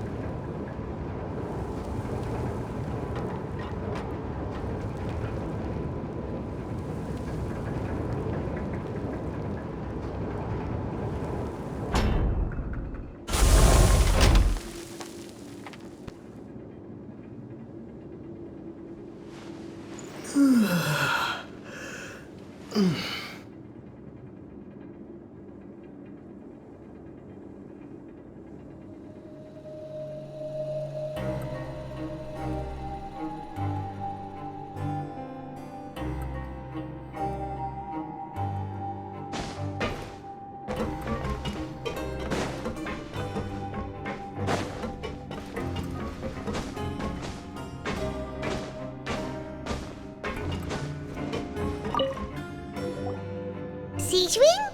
Aren't you supposed to be in the infirmary? What are you doing in the production zone? Hello, Traveler. Paimon. Everyone's usually busy around now, and we don't have any patients to look after in the infirmary. I thought I'd come here and enjoy the sight of everyone hard at work. Enjoy? What's there to enjoy here? It's really worth watching. I often stand here and observe everyone. Humans are just so interesting and adorable. I like to watch your expressions while you work.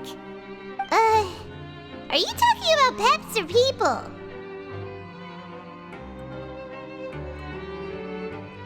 Oh, I can see why you think that, but you shouldn't jump to conclusions. See, we Melazines are a different species, and we see the world very differently from humans. It's very easy for me to observe everyone's condition. All it takes is one look, and I can tell which workers are exhausted. Wait, Melazines can see that? Huh. That does sound useful for being a nurse. Yes, running around tending to everyone's health is very fulfilling. But I'd much prefer it if you're all happy and free from exhaustion and pain in the first place. Take care of your body and make sure you eat well. Always rest when you're tired from work and don't push yourself too hard. We'll definitely take care of ourselves. Thanks for the reminder.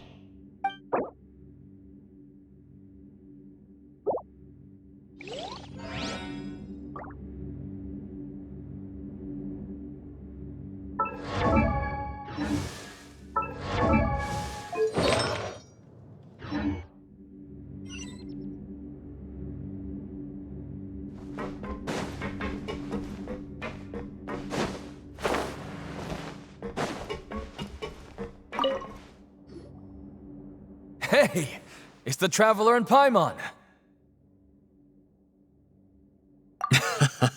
No need to tease me, okay? I won't trip on the same step twice. Listen, I feel ashamed about last time. Thank you for praising me in front of His Grace. Here are the extra credit coupons he gave me. I'd like you to have them. Huh? No, we couldn't take them. They're your reward after all. But when I was welcoming you, I didn't do anything but give you the stink eye. Come on, I insist. These coupons are nothing compared to getting the attention of His Grace. I won't take no for an answer.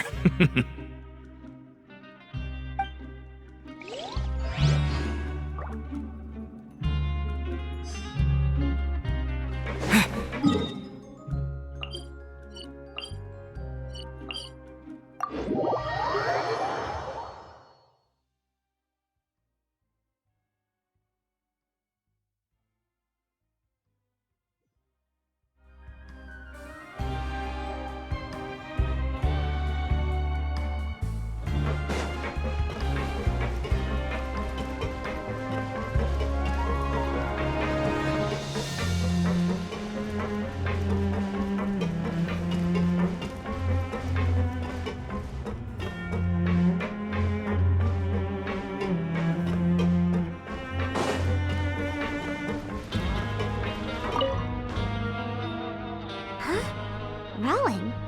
What are you doing here, Chief?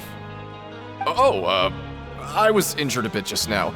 Nothing major, I think I just pulled something. Little mishaps like this are unavoidable at work, you know? Huh.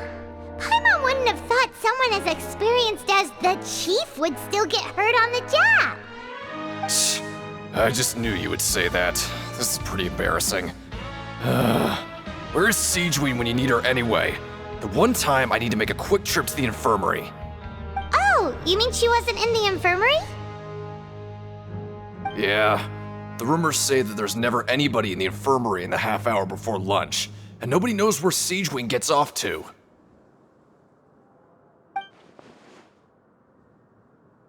Huh. That's actually really strange. Siegeween's always super dedicated to her work. Where else would she possibly go? Forget it. I can take care of a small sprain like this on my own anyway. No need to trouble her.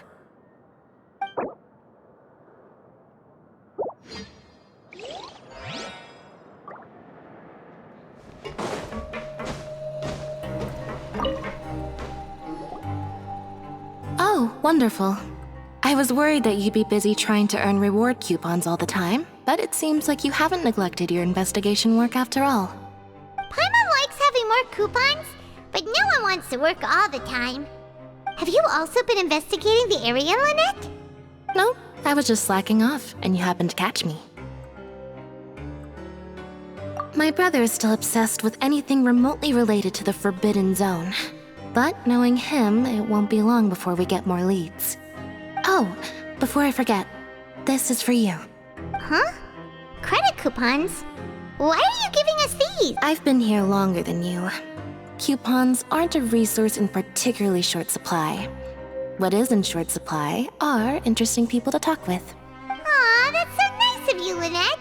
We'll be sure to make good use of these coupons then. Thanks a bunch!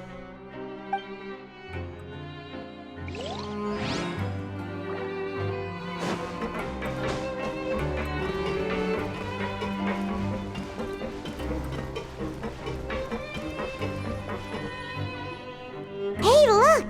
There's something here! Looks like a research notebook.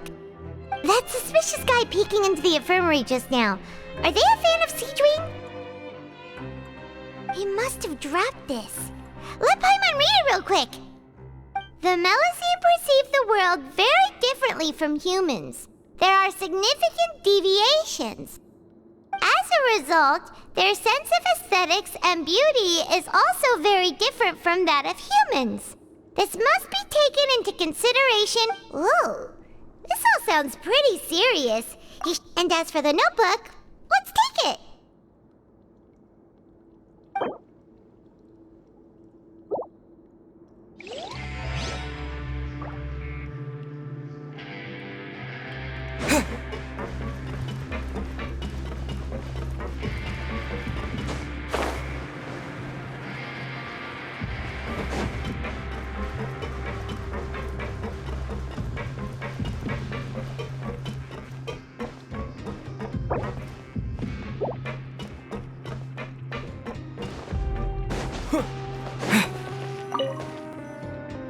Oh, you want to stop investigating and go rest?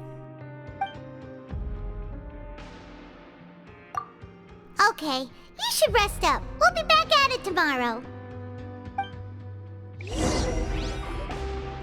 So after working a few days straight, we got some strange meat in our lunch.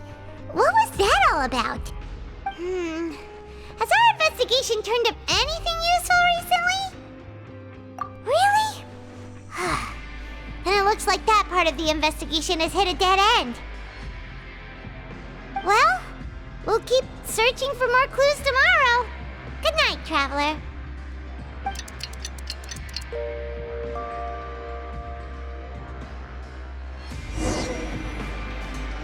Oh, Paimon doesn't want to get up. Paimon still feels completely exhausted from yesterday. What do you have planned for us?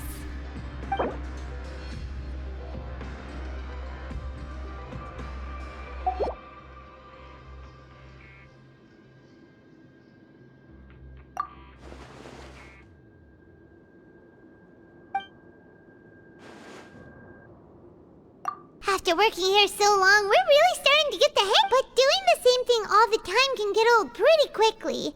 How are you holding up? Yeah, it's good to kick back and relax once in a while.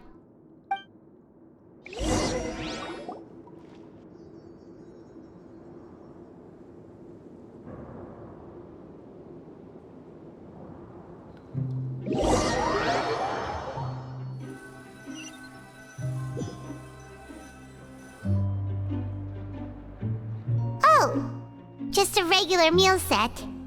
Guess what would you like to do this afternoon? Knowing Child, he must have been there all the time.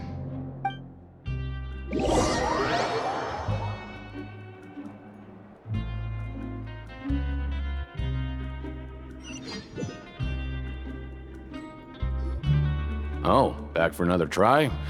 I hope you brought enough credit coupons. All right, then get ready to play.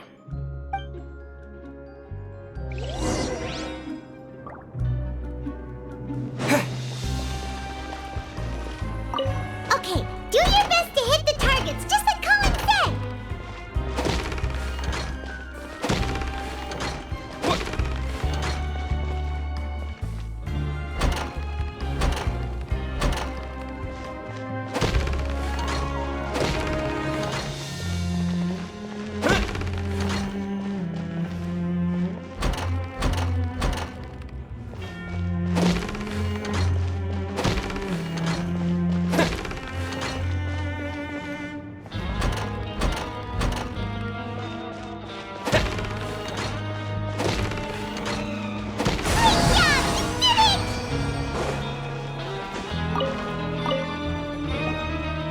Your strength really shouldn't be underestimated. Now I get why you're prohibited from participating in any official fights. Nobody who values their life would be willing to get in the ring with you. However, you two haven't tried betting on the outcome of the Pancration match yet, have you? Just go talk to Rusimov. Buy a ticket for whichever fighter you think will win. There's a big payout if the fighter you support comes out on top. But we don't know anything about the fighters. How can we possibly know who to support? That's normal. Just watch a few matches and get a feel for the fighters. It won't be long before you can pick winners in your sleep. He's got a point. Why don't we give it a try? If we have enough coupons, we could probably bet at random until we figure everything out. Bet at random, huh? Well, how should I put it? Huh? We shouldn't get too carried away. What? I never even picked a boxer before, and you already know about the rules? You're not just strong fighters. Seems you're... might as well tell you about it, since you already know that much. Plus, I think you've got the potential to be one of my greatest customers. I think I can let you in a bit. Besides, I don't want to risk ever losing a customer like you. Is it that serious? Okay. The hidden rule here is, if you buy both boxers' tickets and support them both, something bad will happen the next morning. So the rule is that we shouldn't pick both boxers in the same fight. But if anyone actually did that, wouldn't they be guaranteed to? And what do you mean by some... How would I know? Not like I'm stupid enough to do that. But I've heard a story about the rule. According to the rumor, there was a masked boxer who possessed incredible skill and power. None of his opponents even stood a chance against him. However, in the final match, the organizers told him to take off his mask. He refused and never showed up to the fight. And after that, he was never seen again. Some say he died, or that he was taken care of by the event's organizers. In his eyes, supporting both boxers in a match would dishonor the competition itself. So you mean it's like a curse? He'll take vengeance on anyone who does that? No, he was always wearing a mask, like he was intentionally trying to hide his identity. I don't even know anything about his past. Traveler, do you think that boxer was... Huh? We will? You're not serious, are you? Look, here I was just trying to be nice and warn you, yet here you are trying to break it on purpose? Yeah, it sounds pretty scary to Paimon. Seems you've made up your mind. Just be sure to protect Paimon, okay? Betting on both fighters will set you back about 3,000 credit coupons. If you have enough, then go ahead and give it a try. Just don't come running back to me if something happens.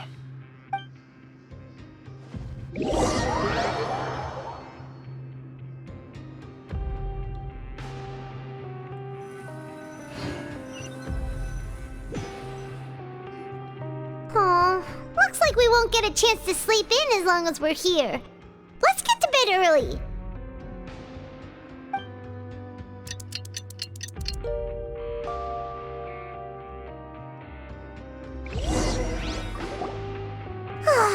The dawn of a new day. Paimon feels like we're getting used to life as convicts. What do you have planned for us?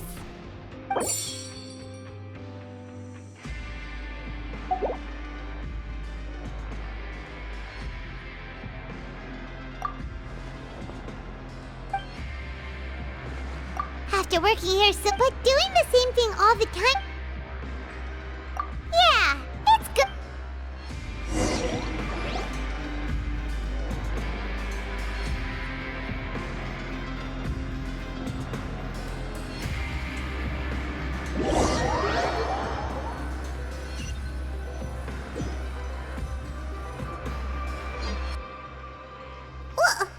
What is this garbage? Ooh, it looks disgusting! Oh, Paimon misses your cooking now. What would you like to do this afternoon? Maybe we'll be able to find some leads there.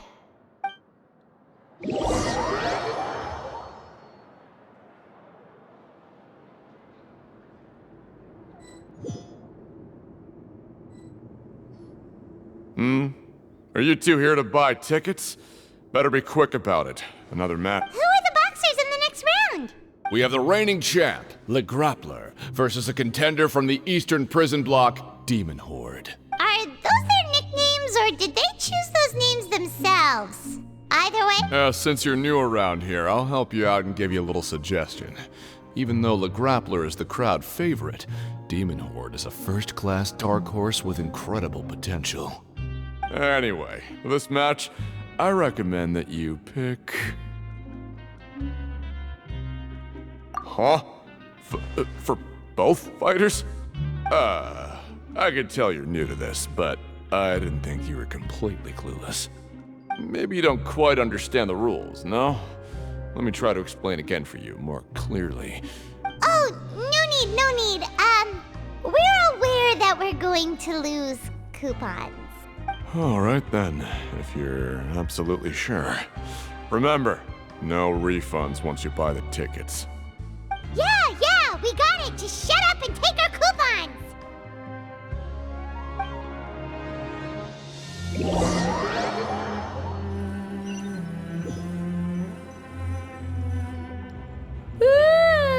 We woke up so early today that Paimon's been nodding off all afternoon.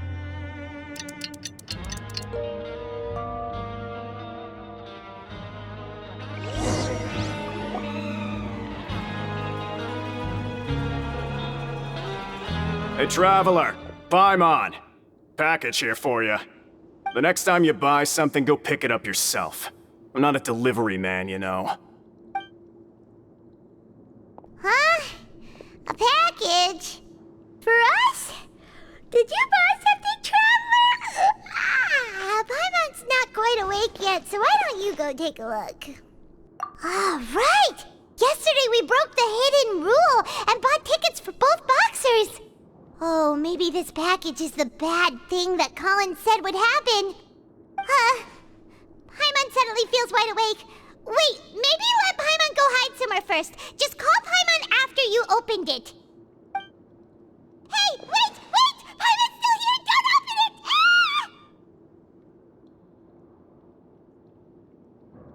Huh? What is it? Are you okay? Let Paimon take a peek too. Oh, it's just a small bottle. But the color of the liquid inside looks so wrong. Alright, that's enough of that. No need to say it out loud. Paimon already knows what you're trying to say. Ugh, no way. Get that stuff away from Paimon. Paimon thinks we shouldn't open the bottle until we figured out what's going on. Just trust Paimon on this one, okay?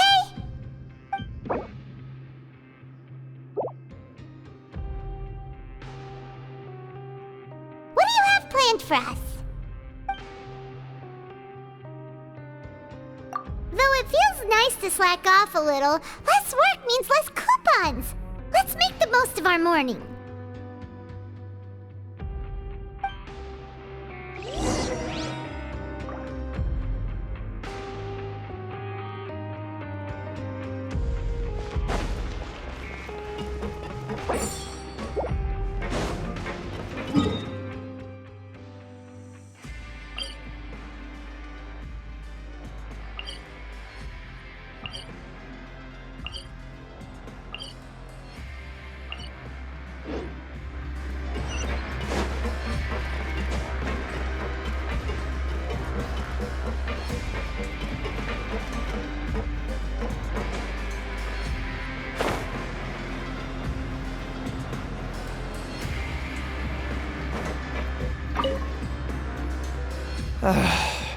If there's no way to send it all out, maybe I'll never get a chance to leave.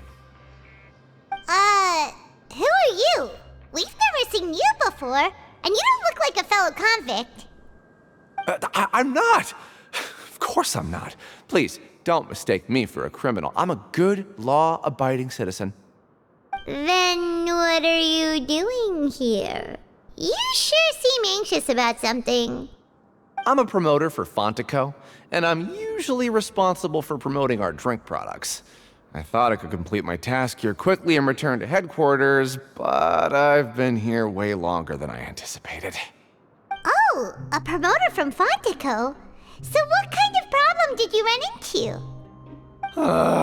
I'm so upset. It's all because of that Duke. After discussing the company's promotional plans with him, he told me outright that my project was worthless.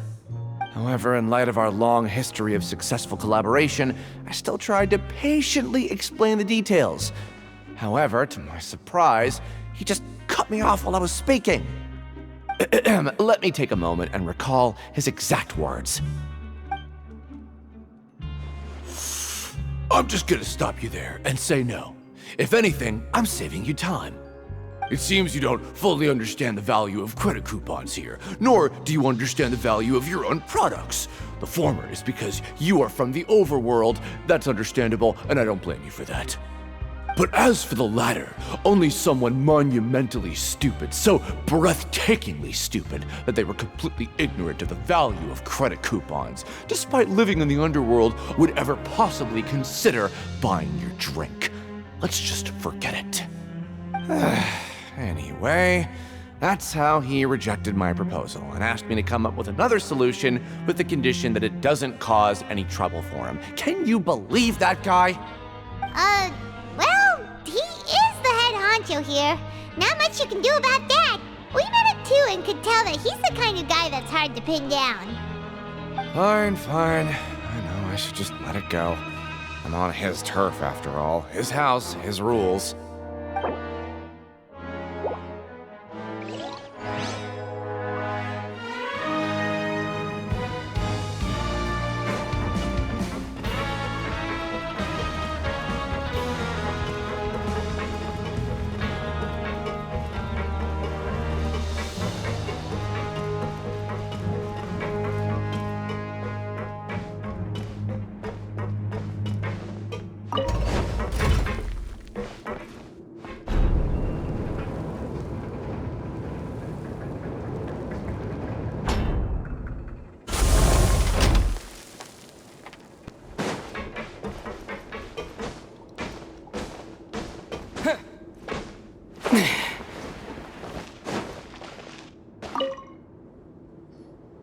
Hey, I heard you crazy fools really did it. You bought tickets to support both fighters, didn't ya? Well, did anything happen? Well, the next day we received a mysterious package, but we still haven't made any sense of the contents. So it is real. You didn't become cursed or anything like that, did ya? Are you both still okay? Wait. Are you sure that it's still you controlling your bodies right now? Paimon's not sure. What do you think, Traveler? Is Paimon still Paimon? Oh, okay. Well, that's good. Yeah, you two don't seem to have changed at all. But I wouldn't let your guard down just yet. Still, I didn't expect you would actually do it. You'd actually throw away coupons like that just to satisfy your curiosity? Even if we bought tickets like everybody else, it's not like we could hope to earn any coupons. When it comes to things like this, it's always the organizer who makes the real profits. Hey, just what are you trying to imply? The Pancration Ring is an honest business, and we really don't make much from selling tickets. We make so little that even the current tournaments can only be held thanks to funding from the producer of Fanta. Oh, so it's the company that manufactures Fanta sponsoring the events? Paimon thought all of this was thanks to the Duke's support. Let's just say it's a mutually beneficial arrangement. They reached out to us first, hoping to promote Fanta products in the Fortress of Meropide. Anyway, you try and take extra good care of yourselves these next few days, you hear?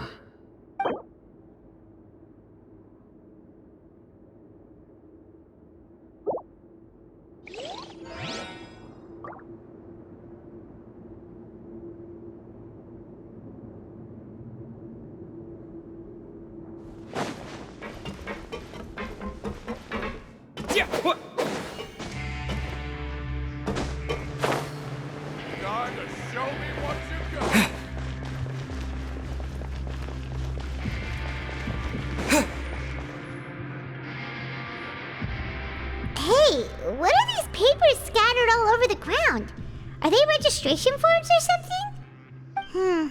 Maybe not. Every page has the Fontaine symbol on it. Maybe it's some flyers from the company. Okay. But if someone catches us, they could accuse us of trying to steal the company's secrets, couldn't they? Oh, you're right. Guess there's nothing to worry about then. Let Paimon have a look here. Without assistance from the Fontaine Research Institute, development of the new product has been slow, and some researchers on the project have voiced concerns. We have no choice but to let the new product undergo the first phase of promotional trials without a designated name or packaging. We will adjust the direction of future development according to feedback. We have decided to only conduct closed, small-scale trials for the time being. Sure doesn't seem like anything unusual. The company is just trying to develop some new products besides Fanta. But it sounds like things aren't going well at all. Let's put these papers back where we found them and make it look like nobody went through them. Okay, good.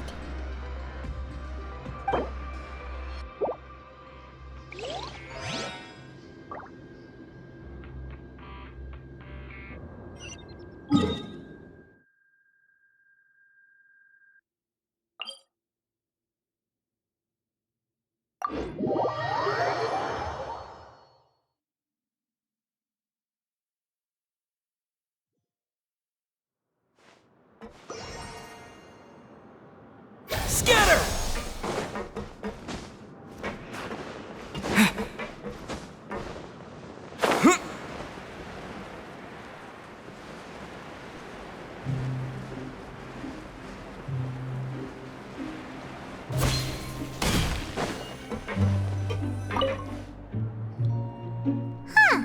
We ended up here without even thinking about it. Wanna grab something to eat?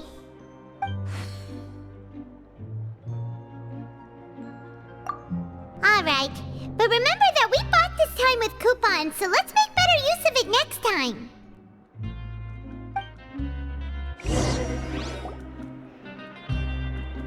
Whoa!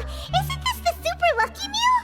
Looks Paimon's gonna take her time and savor every bite. What would you like to do this afternoon?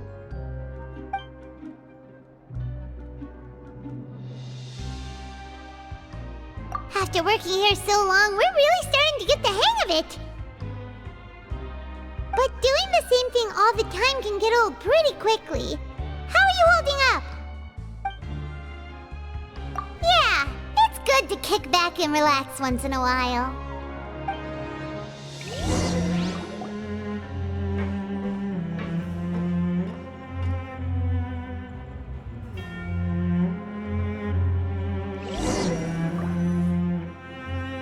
A mysterious box?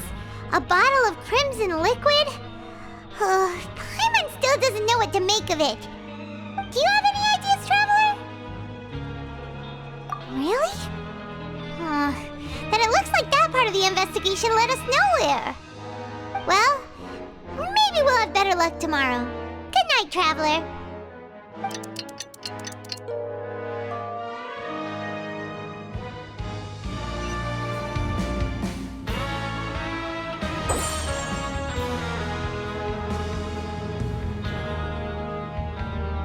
Okay, so we've investigated 2 of the hidden rules.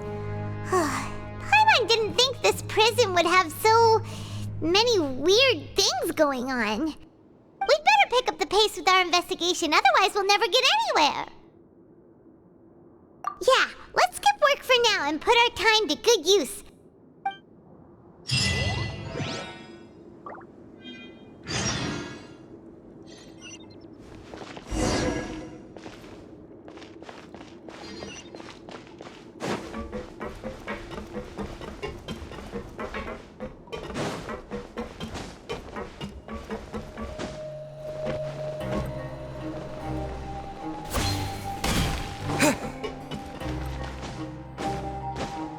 Hey!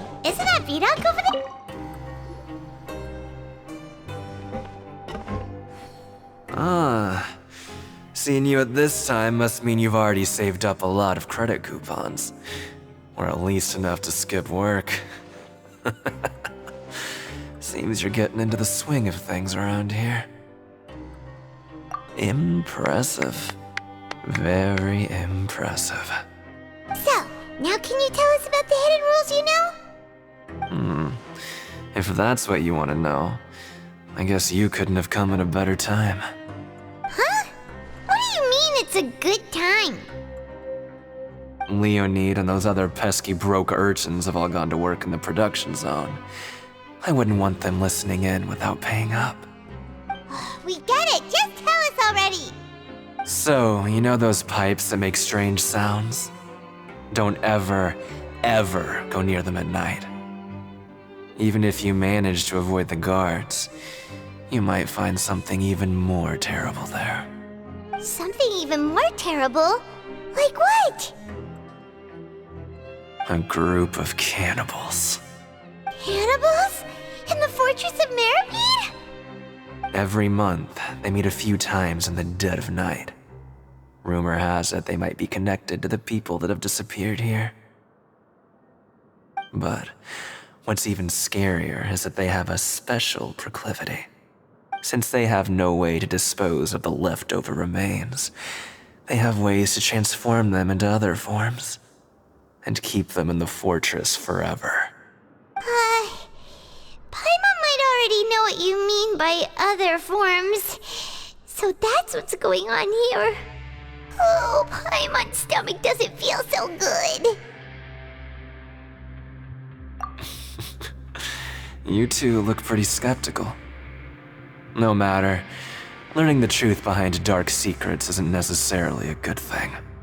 I've got things to do too. I suggest you just act like I never told you anything. Traveler, can we just trust him on this one? Oh, Paimon doesn't want her blood and flesh entombed here for all eternity? Oh, so that's how you see the situation. Huh. You know, Paimon does feel a little better about it now. Oh, when will all the secrets end?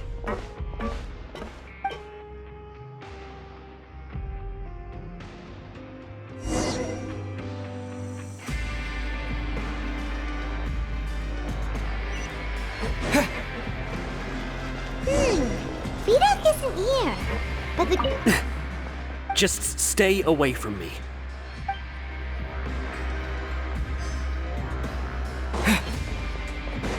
What? What are you saying?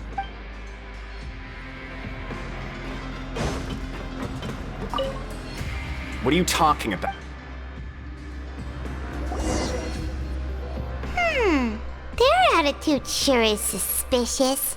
Like they're trying to avoid us. But if they're being so obvious about acting weirdly, do you think they might just be trying to lure us in? Oh, this is all getting way too creepy for Paimon. So you mean we still need to investigate some more? Okay, if you say so.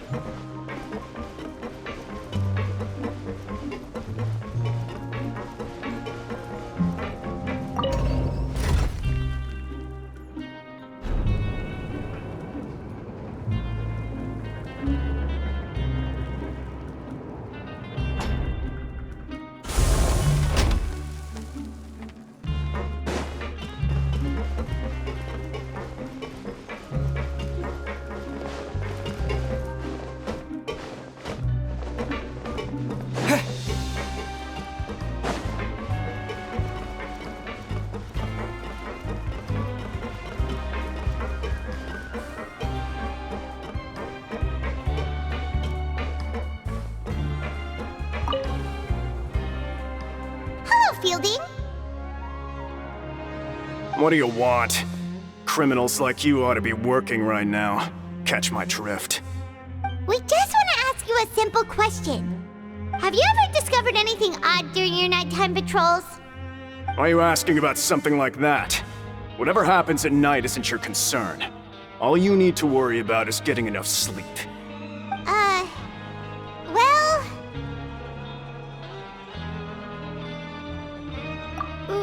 Right!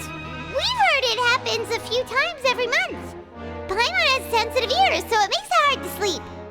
Really? I see. But it's not like I'm on duty every night. And now that you mention it, I recall my colleagues talking about something like that before. They say that strange things tend to happen at night on pipe cleaning days. Lots of us don't willingly take those shifts. So, what happens at night on pipe cleaning days? And they just conduct regular cleaning of the fortress's drainage facilities. There are 3 pipe cleaning days per month, and it just so happens that today is one of the scheduled days. You can try to confirm the sounds tonight if you want, and if they're real, then I can report the issue to my superiors for you. Oh, okay. Then we'll keep both ears out tonight. Now, if that's all, then I'll be leaving now. I advise you not to try anything funny, though. Even if I'm not on duty tonight, someone will still be watching you. Don't worry, we don't want any time added to our sentences. Oh, he left. So what do you think about the pipe cleaning days he mentioned? Right, both are a possibility. But Fielding did say that tonight is a cleaning night. Paimon knew you would say that. Alright, sounds like we'll be up all night tonight then. Paimon just hopes the guards don't catch us.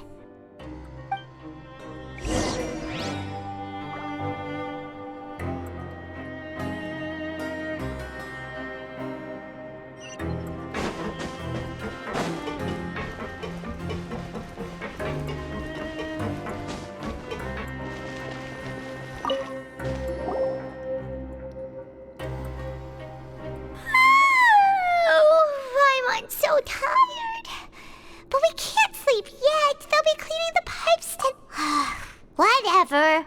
Just be sure to wake Paimon if she dozes off. Paimon's worried something might happen if you go alone. Huh? Traveler? Did you fall asleep already?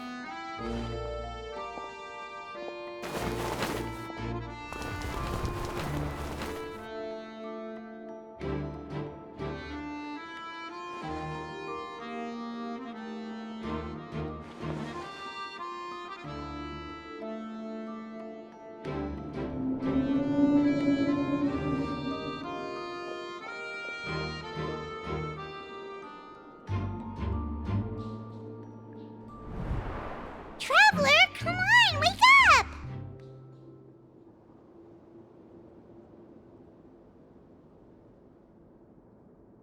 Oh, it looked like you were just peacefully sleeping. Really? So we're finally starting to figure out what actually happened. But what about the cannibals? How do you explain them? Okay, well, it's about time for us to get moving. Just be careful to avoid the patrolling guards.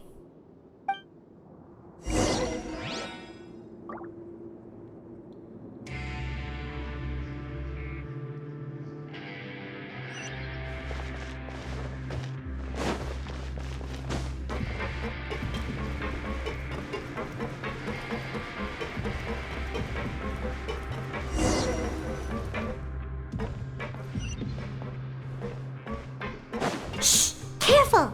We'll get in trouble if the guards catch us!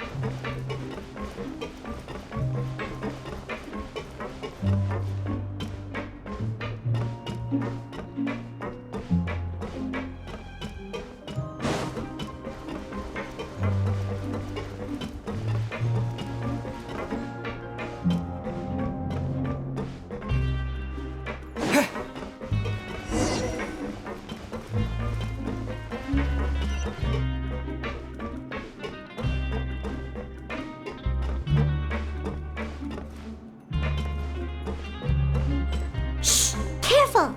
We'll get in trouble if the guards catch us.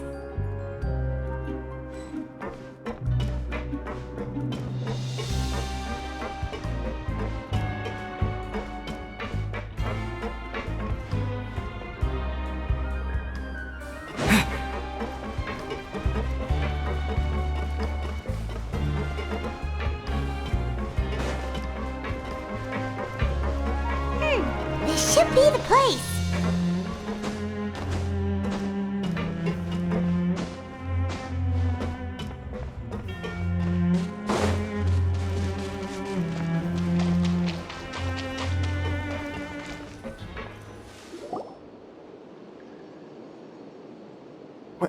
I know you. You were the ones we saw. Huh. You've got guts showing up here. You know who we are, right? You'd better leave now. Ain't nobody coming here to save you. What'd you say? Yeah, so what if they were? If you push us, we can make those rumors a reality at any time. Hey, what's the point of all those rumors anyway? What exactly are you trying to do? I don't have to tell you anything. If you turn around, go back to the dormitories and act like you never saw anything, then I'll pretend that you never showed up here. Yeah, scram. Nothing worth seeing here. Huh? What did you say? Isn't that exactly what Boss said when he left? Hey, do you know our boss? Whoa. We had no idea our boss was such a big deal. He always kept his identity a secret. So, did he have you come here to find us? Oh, so you're Child's crew here? Seems like he had... We're the only ones who heard him say those words when he left that night. So, unless he somehow told you those exact same words after that... All right. I guess that's proof enough for me. I believe you. Wow! Those dreams of yours sure come in handy. We gave him the business for a while and would always give him a hard time when he first came to the Fortress of Meripede. But here in the fortress, the strong will always earn respect. He was working the longest hours and racking up wins in the Pancration Ring. You could always see how amazing he was, even when he was teaching us a lesson. So eventually, we all decided to follow him. But one day, he suddenly told us that he had to find a way to escape this place, no matter the cost. He said it was because he heard that call again. And as his crew, if the boss wants something, then it's our job to get it done. So, we got to work and used the hidden rules that were here to make up and spread the rumor about the cannibal rule. We just wanted to give him a better chance of escaping on a night after the pipes had been cleaned. Oh, thanks to your rumor, nobody would want to come anywhere near here, prisoner or guard. Wow, it sure is easy to exploit people's fear of the unknown. But has a child already escaped? Why are you all still coming here after pipe cleaning day? Because as far as we know, the pipe he went into isn't actually an exit. It should be a dead end. It leads to an abandoned factory area, and even if there were a way to escape from there into the sea, we're still way too deep. No one could ever reach the surface alive. But Boss still insisted on going in. It's like he was obsessed about it. So we told him that we'd pretend as if he never existed while he was gone. And that if he wanted to come back, he should wait for nighttime on a pipe cleaning day. That way, we could meet him here and help cover the whole thing up. So you come and wait here through the night a few times a month just because of that promise? Yeah, but it's been so long now. We already know in our hearts that he must have managed to escape somehow. Is it also possible that something unfortunate happened to him? Nothing could ever defeat Boss or slow him down. It's one thing we know for sure. Okay. Paimon was just brainstorming possibilities.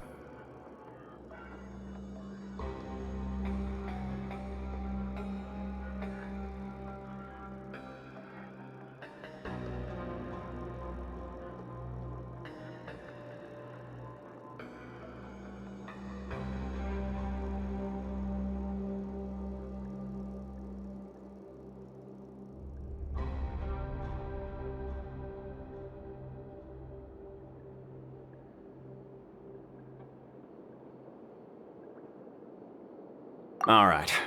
Keep quiet and follow us.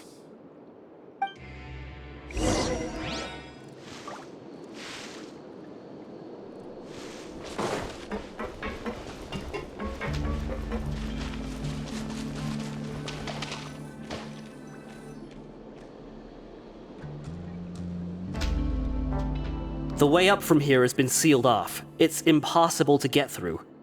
Boss left by going down from here. It wasn't full of water at the time.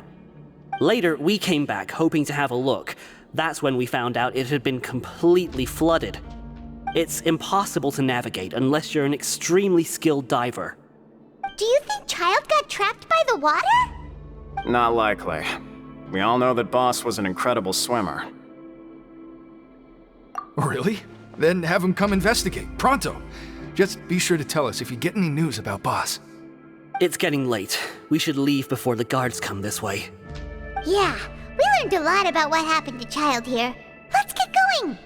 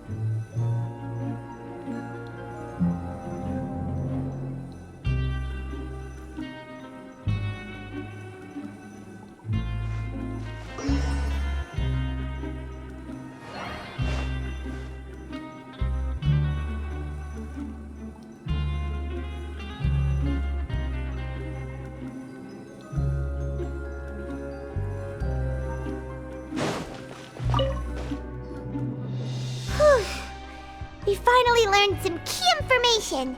Seems all of our investigative work has finally started to pay off. When you said you knew a diver, you were talking about Fremine, right? If we ask Linny, he'll definitely have Fremine help us. Ugh. Why is Child like this?